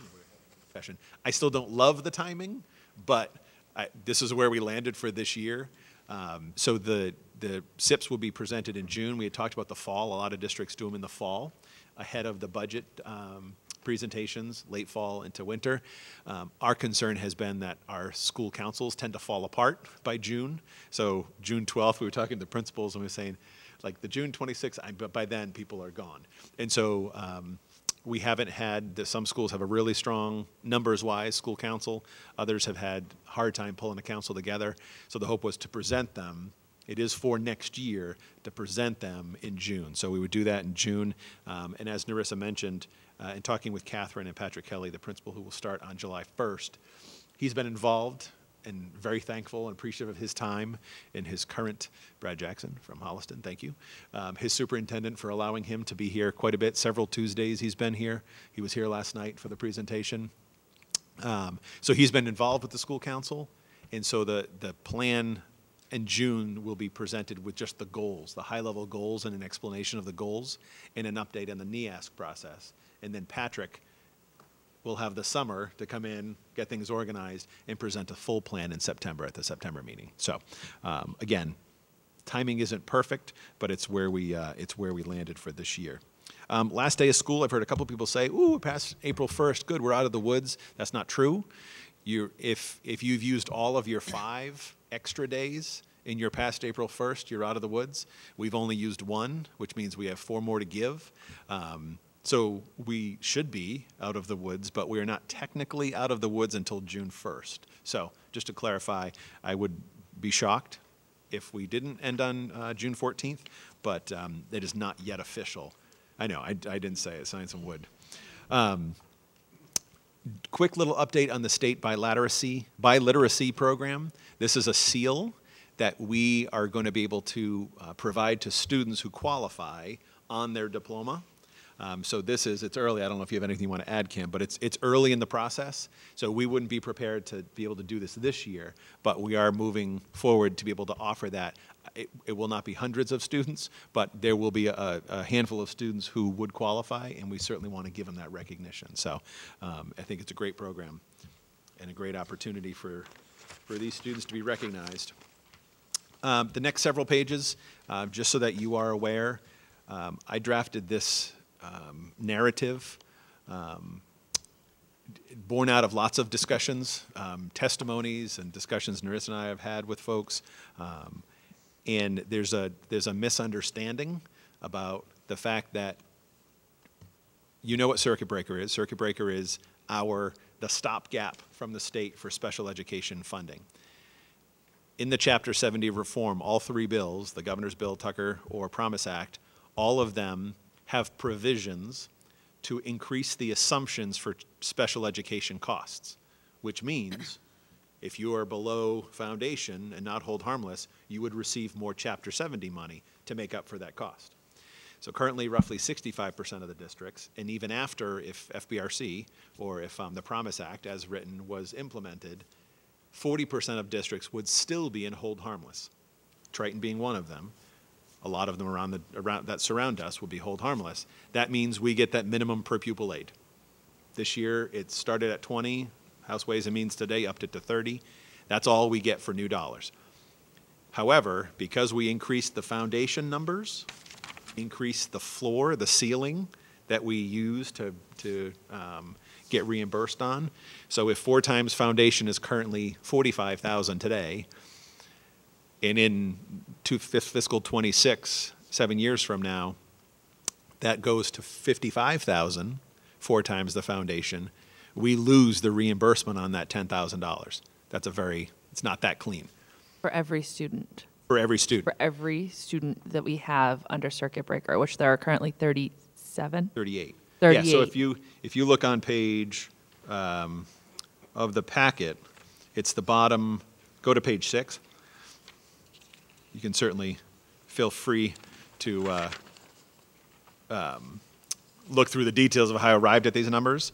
But in that paragraph, so in this scenario, with the fully phased increase in foundation per pupil, we are paying $7,076 more for each out-of-district tuition. So if we applied that to our 38 students, that's $268,000, almost $269,000 more that we're paying, and we maybe see $30,000, $40,000, $50,000 in new Chapter 70 funding.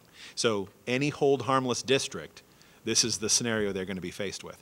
So this started through a conversation with Tom Scott, the executive director of MASS, and Shelley Berman in Andover. Roped in Rob O'Donnell from Department of Ed to make sure I'm not making bad assumptions, and I'm going to forget his name, the director of Mass Association of Private 766 Schools. So everyone's on board saying, yeah, this is a real problem. I submitted this to our legislators as well as our superintendent's roundtable. I did talk to Bruce Tarr today to make sure he understood this, and he said people are starting to pay attention to this. He talked to Jason Lewis at the meeting at the Merrimack Valley Planning meeting yesterday. And I had said, if there's something wrong, I'm happy to take the blame. I have no need for credit, but this has got to be part of a discussion, because 40% of districts across the state with any Chapter 70 reform we're going to get hammered. For lack of a more technical term, we're going to get absolutely hammered by a loss of circuit breaker funding. So I've shared this with some. I've continued to have, it's gone dark, an email debate with the vice president of the MTA and their lead analyst. That's kind of reached a point where they acknowledge some of the data that they're using is not accurate. So there's still a lot of false information floating out around there about people making assumptions and believing any of these bills are going to give them money. And my argument has been, let's just have the discussion in the broad light of day. Everyone knows what they're voting for, rather than getting to the other side of this and people coming that first year where it's calculated and realizing there's nothing in any of these bills for them. So out there for your entertainment. I'll note too that I took and brought this to Glenn Kuchar's attention, and he responded, well, ideally we'd like to get $100 per pupil in minimum aid. And I said, well, that's $240,000. So we'd still be roughly $30,000 in the hole. Didn't seem to get a whole lot of traction, but at least it's on his radar. Yeah. Yeah, it's not, I mean, and I feel like there's more people talking about it now, I think, that are understanding it. So I'm hopeful, at least, that there's going to be some mitigation, and and that Mass Association of private 766 schools.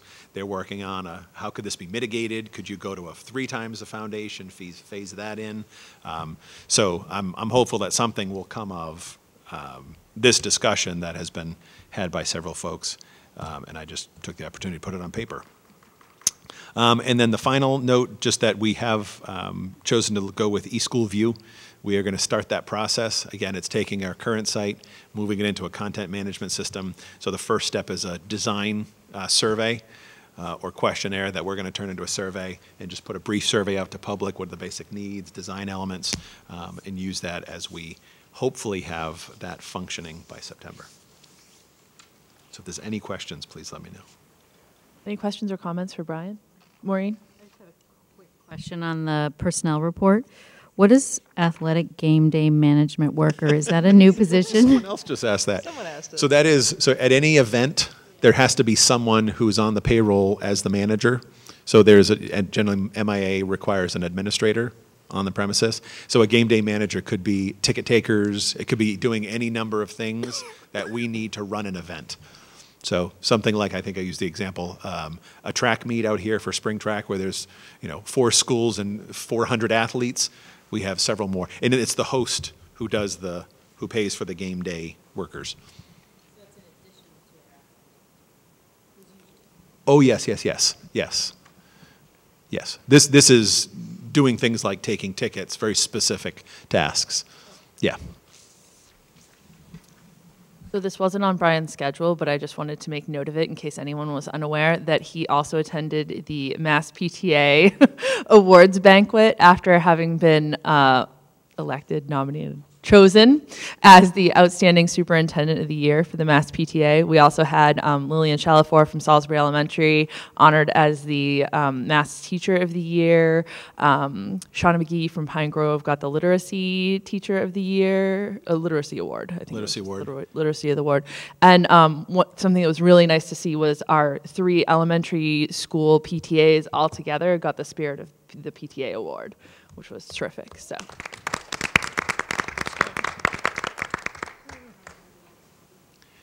Yes, could I do a lap too? No selfies. Plenty of selfies that night. All right, moving on. Fiscal year 19 adjusted budget, E&D for facilities review. Michelle? Yes, thank you.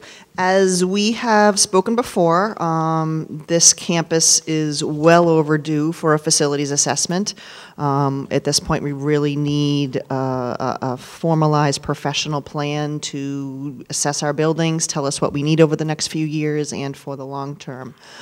We've talked about this pretty extensively this year, and a couple years ago, we actually spoke to the firm who is doing the Pine Grove architectural study services, and they gave us an estimate of about $70,000 for this campus.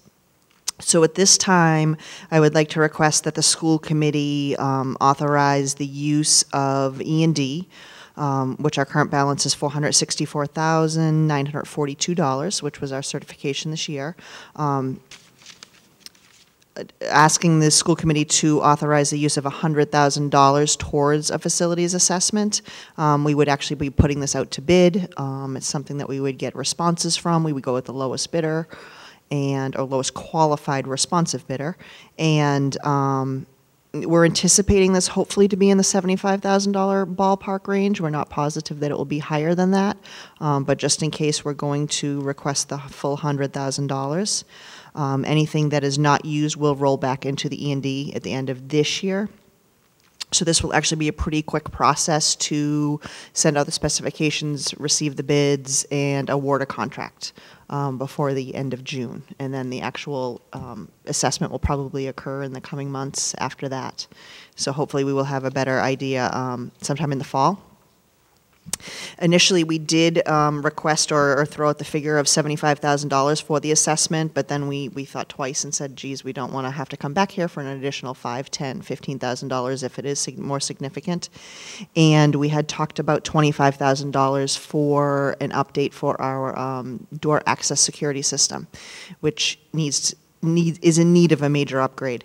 The good news is I actually submitted a grant to the state requesting about $80,000 worth of safety equipment last week, and hopefully by the end of this month we will hear if we got that grant or not, and included in that would be a door safety system. So we are hopeful that that will come through, and if it doesn't, then we will probably be back here to do something from E&D, but hopefully we won't have to do that.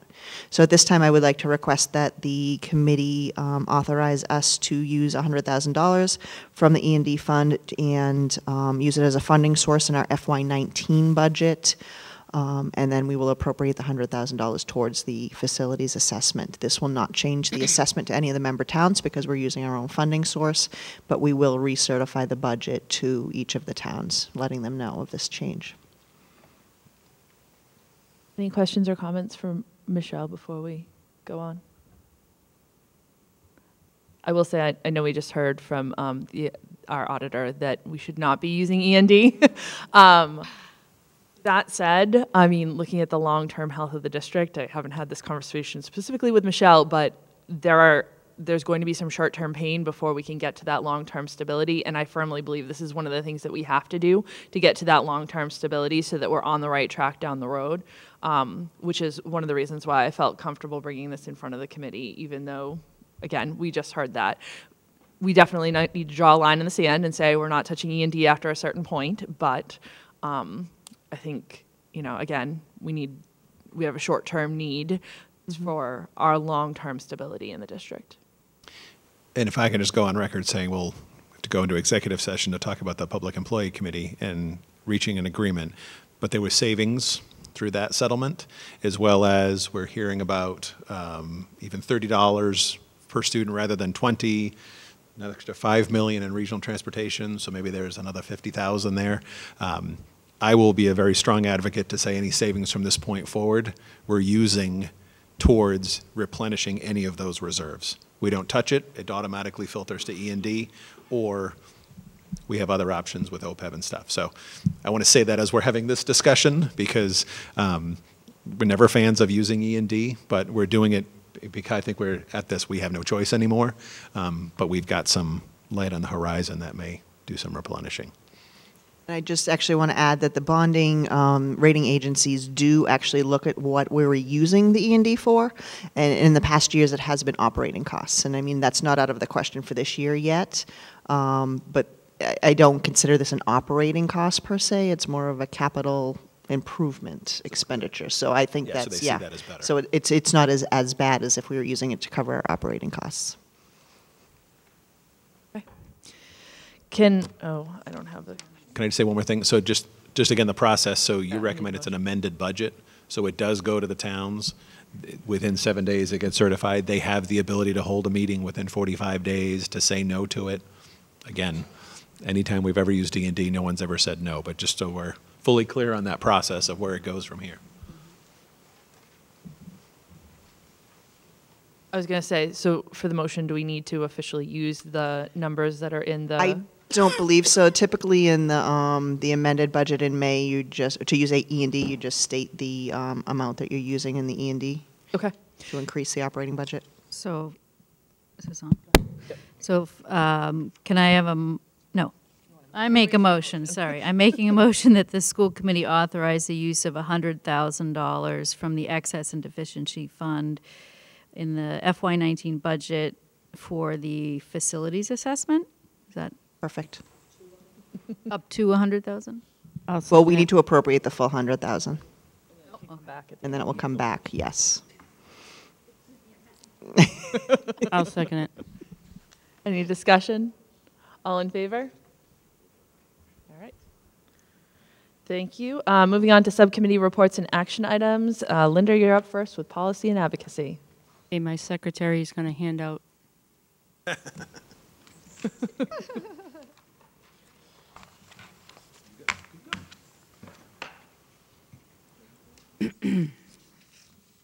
Okay, he's going to be handing out some of the changes that were made, the edits.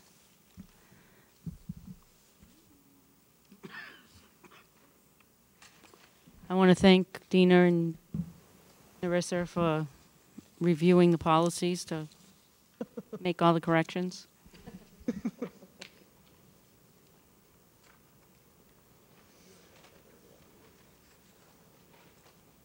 First one is the employment of principals.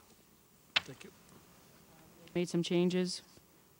The school committee shall approve appropriate parameters for compensation and benefits to be used by the superintendent in negotiating employment contracts of principals.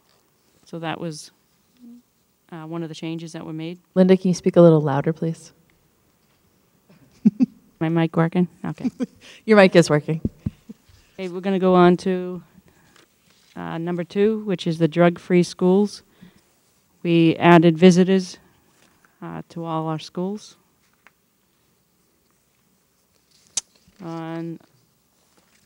We had one with the ADDA, which was background checks. The CHRI was a question of whether it was misspelled. It's not. It stands for Criminal History Records Inquiry.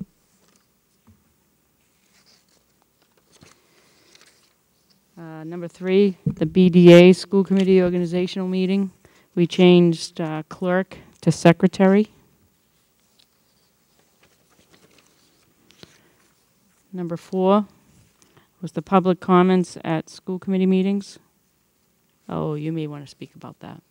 Yeah, so this was this was not something we talked about. Sorry, this was not something we talked about at the table. This actually came from a legal update from another attorney, and I sent our policy to Mike Maccaro, who's Murphy, Hesse, Toomey, and Lehane. So this is the ruling from Spalding versus the town of Natick. I'm sure you heard there was folks showing up at their meetings causing holy hell. And so through that, there was some clarification about what you as a committee can control during your public comment section. So the change was, you can see defamatory or abusive remarks are always out of order. Terms like improper, defamatory, abusive, those didn't hold up in a court of law. So the language that does hold up is threats, defined as remarks likely to provoke violent reaction, and obscenities was another law, another specific word from the ruling. They're not allowed and are always out of order. And then even like the term such objective criticisms, you really can't put that qualifier on it.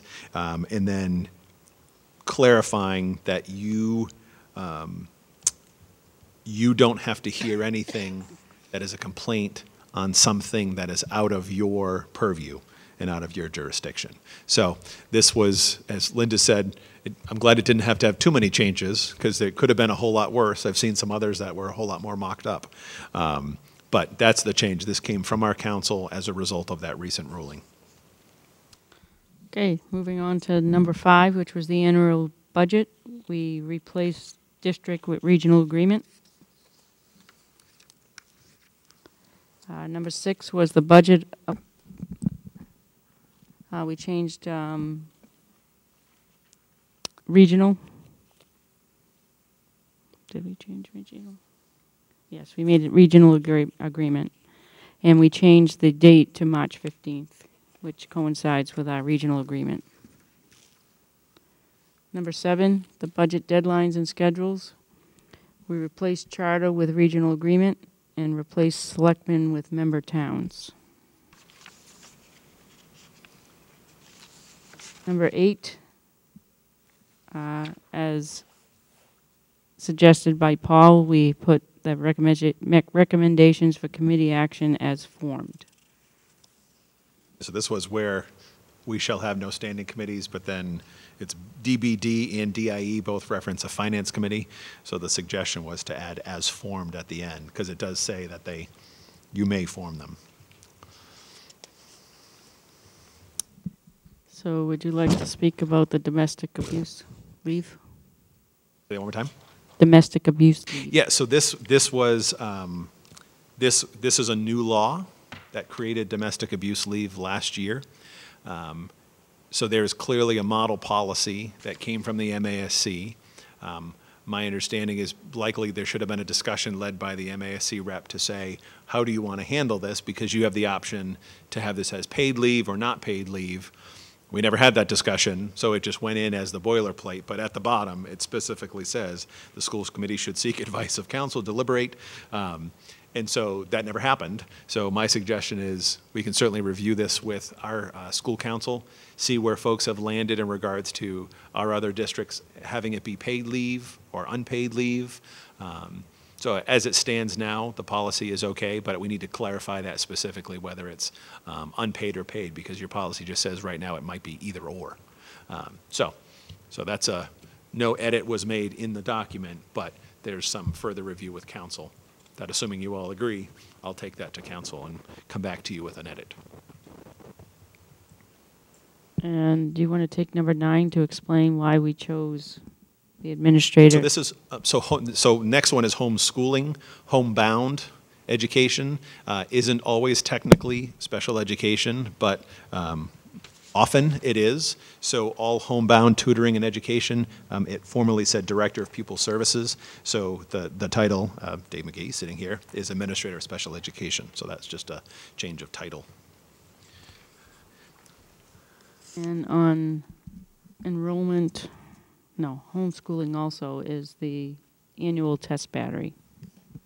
Yeah, so there was a question about, it referenced a test battery, which is old language. And so basically the language here updates to the 3 options are parents can submit a portfolio, they can submit a standardized assessment of their choosing, or they can have a kind of an independent evaluator. But those are the 3 options at their expense that they have to supply to us. And is it 100% or close to it? Choose the portfolio. Is that right, Kim? Yeah. So.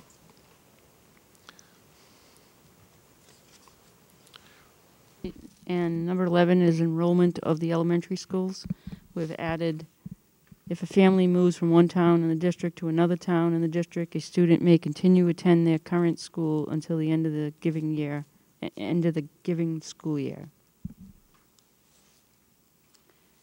For the student dress code, that we've said that we're going to keep the policy and we'll make edits to the handbooks as we go along.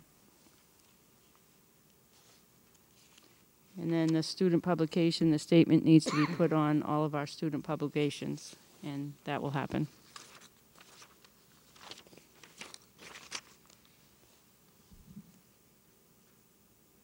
I'm going to take this one. So I couldn't find the date, but you approved at Christopher's recommendation a policy, which is that it's on district letterhead, number 12, it says old policy. District support for students representing the district in team and individual competition at the state level. So this was approved, which basically, in summary, if we had a student, athlete, or performer who won a state event, match, game, competition, we would pay for 80% of their costs at the national level. If you turn the page over, Rule 41 of the MIAA expressly prohibits that. The intention was good. I would say that it's been, we have paid for probably 6 student athletes or performers. The issue is different groups have different qualifications, and they're not always a state champion. They could be a regional champion, or you could win the New Englands, but not the states, which is a higher level of accomplishment, but different groups have different governing rules. So this policy is not in the MASC manual. So this was not in the first reading. You didn't approve that. So my suggestion is, because it conflicts with MIA rules and it has been more of a source of confusion and frustration for a lot of folks than the benefit that it was intended to be, my recommendation is leave that out. But this was brought to my attention that this existed. So just to confirm, you basically, if you do a second reading on the policy as is, you've nullified this, but just to clarify that you would be doing that, and that is my recommendation. So in it, I just referenced policy JJ, which covers the co-curricular activities.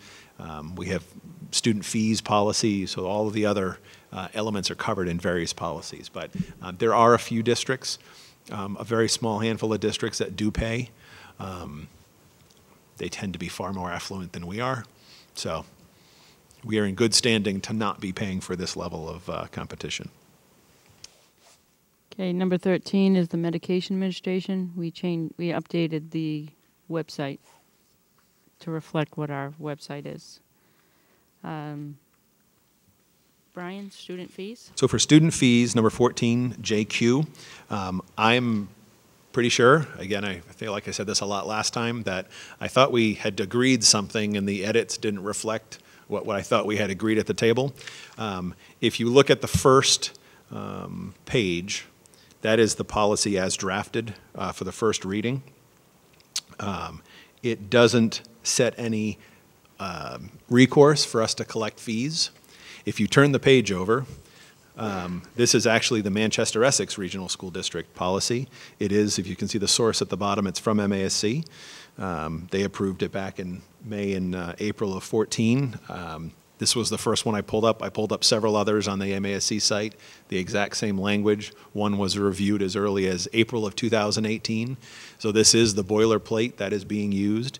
And if you look at and so I'd say this policy matches our current practice. I tweaked it to just, rather than saying in that second paragraph, students who have qualified for free and reduced lunch are exempt, to qualify to say free lunch or 50% exempt for reduced lunch. And then it's the last paragraph of the last sentence of the second to last paragraph. It says, permissible penalties include denial of participation in athletics and extracurricular activities while the student is enrolled in the district. And this is something we've talked about at the table. We've talked about this in Finance Subcommittee.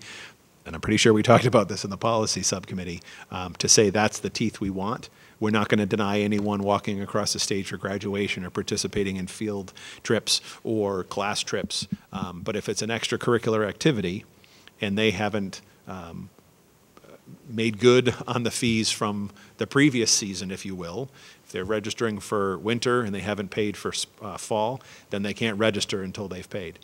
We have a very fairly well-established reduction of fees. If someone qualifies, it's an automatic for them. If they're on free lunch, the fees are waived. If they're on reduced lunch, it's cut in half. We're very, I know Tony Roselli talked about kind of clarifying the process of having payment plans, but we have so many families that are on payment plans. If they're on a payment plan and have paid a chunk of it and they're working towards it, absolutely, we're letting them register. But if people are ignoring it and not being responsive, then we need to be able to say, okay, then you can't participate in the next thing until you either qualify, submit an application for free or reduced lunch, or pay the fee. So this is, I'm suggesting that Manchester Essex, with that tweak, becomes the policy for the second reading approved. A question I have on that is, part of the audit, they mentioned about the hardship policy. Yep. Are we going to come up with a hardship policy, or is that going to be? Yeah, so that would be, so that's what I was saying. We do that now. We have a lot of families on payment plans. So Tony's recommendation was that Michelle and Sean kind of have it more formalized. I would say right now we're collecting more, you were saying this the other day, far more fees than we ever have. Sue in our office is very good at it, and she does it so nicely too. So it's being tracked a lot more closely. Now, again, with the audit, it's about kind of taking good and making it better. It's having a much more formal, it's formalizing the process that's happening now, just putting it on paper. So that would be drafted and brought to the policy subcommittee. Okay. And then I would say that would either be is that a JQ? Either a JQ, yeah, probably that would go under like a JQR, right? Because that's like the regulation. So that would become JQR to this. Okay.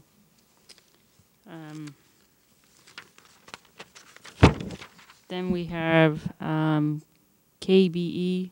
There was a strike-through. We're just eliminating the strike-through.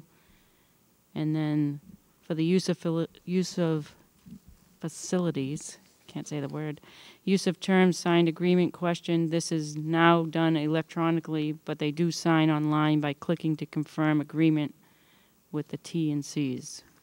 Terms and conditions, sorry.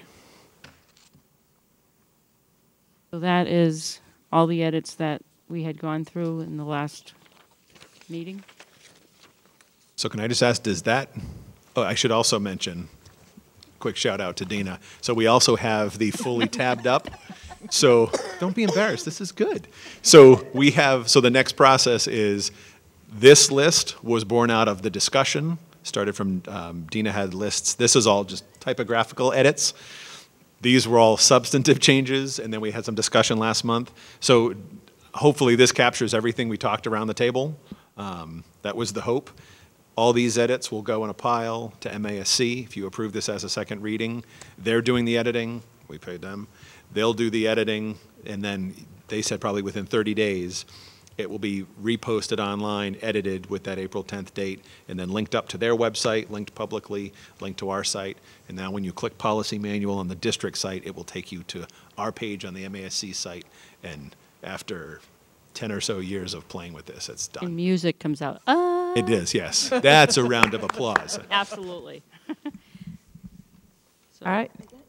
After Yep, go ahead, Deb. This is not about one of the edits, but it came from one of the edits on enrollment of elementary school students. So does that mean we do not allow within the district choice? That's what that sounded like to me. So unless it's through there's a choice policy. So that's just a blanket, you can go somewhere. So if you move out of a town and into another, it can't be automatic. It can't be, okay. It cannot be. I take that back. Intra-district choice could be. We don't allow, we treat choice as choice per our policies. So whether you're Amesbury wanting to attend or Newbury wanting to attend Salisbury, we hold that with the same policy. We enroll resident students, then we enroll intra from one of our 3 towns. Again, siblings first and then others, and then out of district, siblings first and then others. So that's the process. All right, can I get a motion to approve the Triton District Policy Manual as amended from suggestions during and since its first reading as a second reading and final approval? I will make that. Can I second it? Is that possible? No, sorry. Declare you out of order. Paul Goldner is seconding that. Any discussion? All in favor? All right, excellent. Thank you. Finance Subcommittee, Deb? The major thing we did at our Finance Subcommittee meeting was to hear about the audit report. And we had a brief discussion as to whether or not it made sense for him to come and talk to us, just the subcommittee, but we decided it would make much more sense, and I think after tonight, I'm glad we did, to have him come and present to the full committee, because that way everybody on the committee has the same information from the expert source. Yep. And he didn't, just to mention that, so there were 3 documents you received. 2 are boring and dry and all financials, but as he said, the audit letter that he went over, the management letter, calls out any deficiencies. So just to, if you have the wherewithal to go through that and have questions, we can certainly have further answers, but. Can I just add my 2 cents? My husband is an accountant, and I just said, just take a gander, see if there's anything that I should look at. And just as you pointed out, he said the management letter is really the piece you want to focus on. The rest of it is all the detail, but he didn't see anything either. I will also, just, this is my personal opinion, I thought that he had a great personality. He, you know, for an accountant kind of guy. Hey, you know, Tom didn't hear that. I thought. Oh, wow. Apologize to Tom. Anyway, I thought he did a really good job of conveying that material to those of us, most of whom are not accountants. And we've been saying for many years, we need to change auditors, and we're timing it, and so. And I do want to add that we were not necessarily picking on athletics, but he kept coming back to me and asking me, you know, where's the large money coming from? You know, and those are the areas that we want to look at. And he said, well, how about building use? And I'm like, well, we handle that internally and in the central office, because this is after he audited us. He wanted to go out and look at other sources where we get them from. And he's like, well, what about this? And what about that? I'm like, the only areas that we don't control in central office are student activities and athletics. So those are the 2 that he looked at, really. So. Which is good, when he's Right. basically said, you're clean, where can I get you better? Right. That's a good place to be. And they do. They pick at least a couple areas every single year. Even though we're clean, they will still continue to look into various areas. And they do ask for guidance from the central office to where they should start looking. All right, moving on to Personnel and Negotiations Subcommittee. Any comment before we enter executive session? Nope, we just need executive session. All right. Can I get a motion to enter into executive session to finalize the collective bargaining with the Public Employee Committee for the healthcare benefits for Triton employees, and to return to open session for public approval and reporting of all decisions made in executive session? I'll make the motion. Linda made the motion. I'll second. Maureen seconded. I need a roll call vote, please. Jim? Yes. Yes. Yes. Yes. Yes. Yes. Yes. Yes. All right. Coming back. We are coming back, yep. Return to open session. Make sure you have your confidential packet. Okay.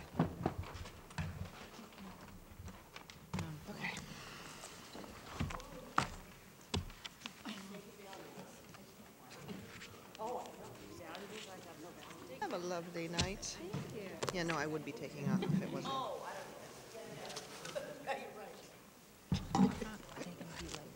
We're going in there.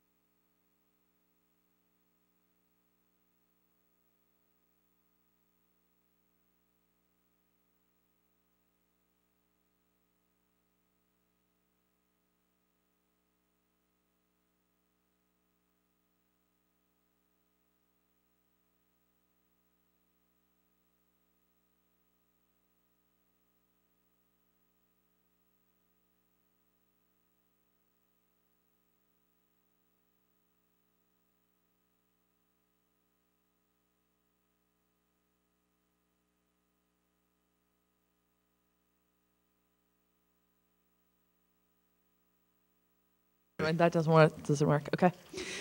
Oh, I'm going to let you take this, Tina.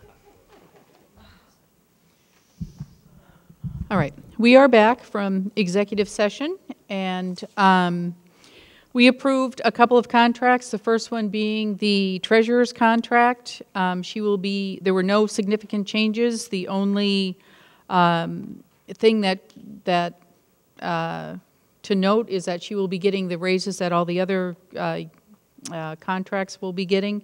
So next year, I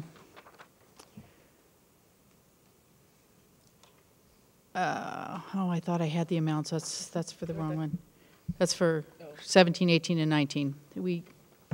So I don't have the figure in front of me, but she will be getting the same COLA increases as all the other contracts are. We have settled the health insurance contract with the PEC, the Public Employee Committee. I am happy to say that we will be realizing 5.02% savings. Thankfully, the PEC worked hard with us to come to terms and make good changes that will benefit our employees. We will be having, I don't have my other sheet. Yes, thank you. So we did make some plan design changes. We now have a deductible for individuals and families, $350 to $700. A slight increase in the amount that the employees will be paying for prescription benefits. We are offering a high deductible qualified plan that is paired with a health savings account that employees can take advantage of, which can be a savings mechanism for them too. It forces you to become a consumer of health care, but that's not a bad thing. But again, I just want to thank the members of the PEC for working with us and, as I said earlier, coming to a good quality plan, health insurance plan. I also need to note that we are changing from Delta Dental to the Blue Cross Blue Shield Care, Blue Care Dental Freedom, which is an excellent plan that will be beneficial to the employees. And they also, Blue Cross Blue Shield is going to lock in our rates for 2 years, and there will be no waiting period come July 1st when we take effect. These policies take effect. Normally, the dental plan is on a calendar year, not a fiscal year, but they are giving us those 6 months. So that in itself is a benefit to employees. Anybody, Paul or Jim, anything to add to conversation? No, I don't. I think you've covered it. Thank you. All right. So we need a motion to approve those. Oh, yes. Can I get a motion to approve the treasurer's contract as noted, and the Public Employee Committee healthcare contract also as noted? I'll make a motion. Second. I got a motion from Linda and a second from Paul G. And I believe I need a roll call vote on this. Jim? Yes. Yes. Yes. Yes. Yes. Yes. Yes? Yes. All right, excellent. Thank you to the PNN members for the many long hours that I know you put in on this, and I appreciate your negotiating on the behalf of the committee. And with that, if I could please get a motion to adjourn. Motion to adjourn. I'll second. Faster. Any discussion? All in favor? Thank you all. Have a good night.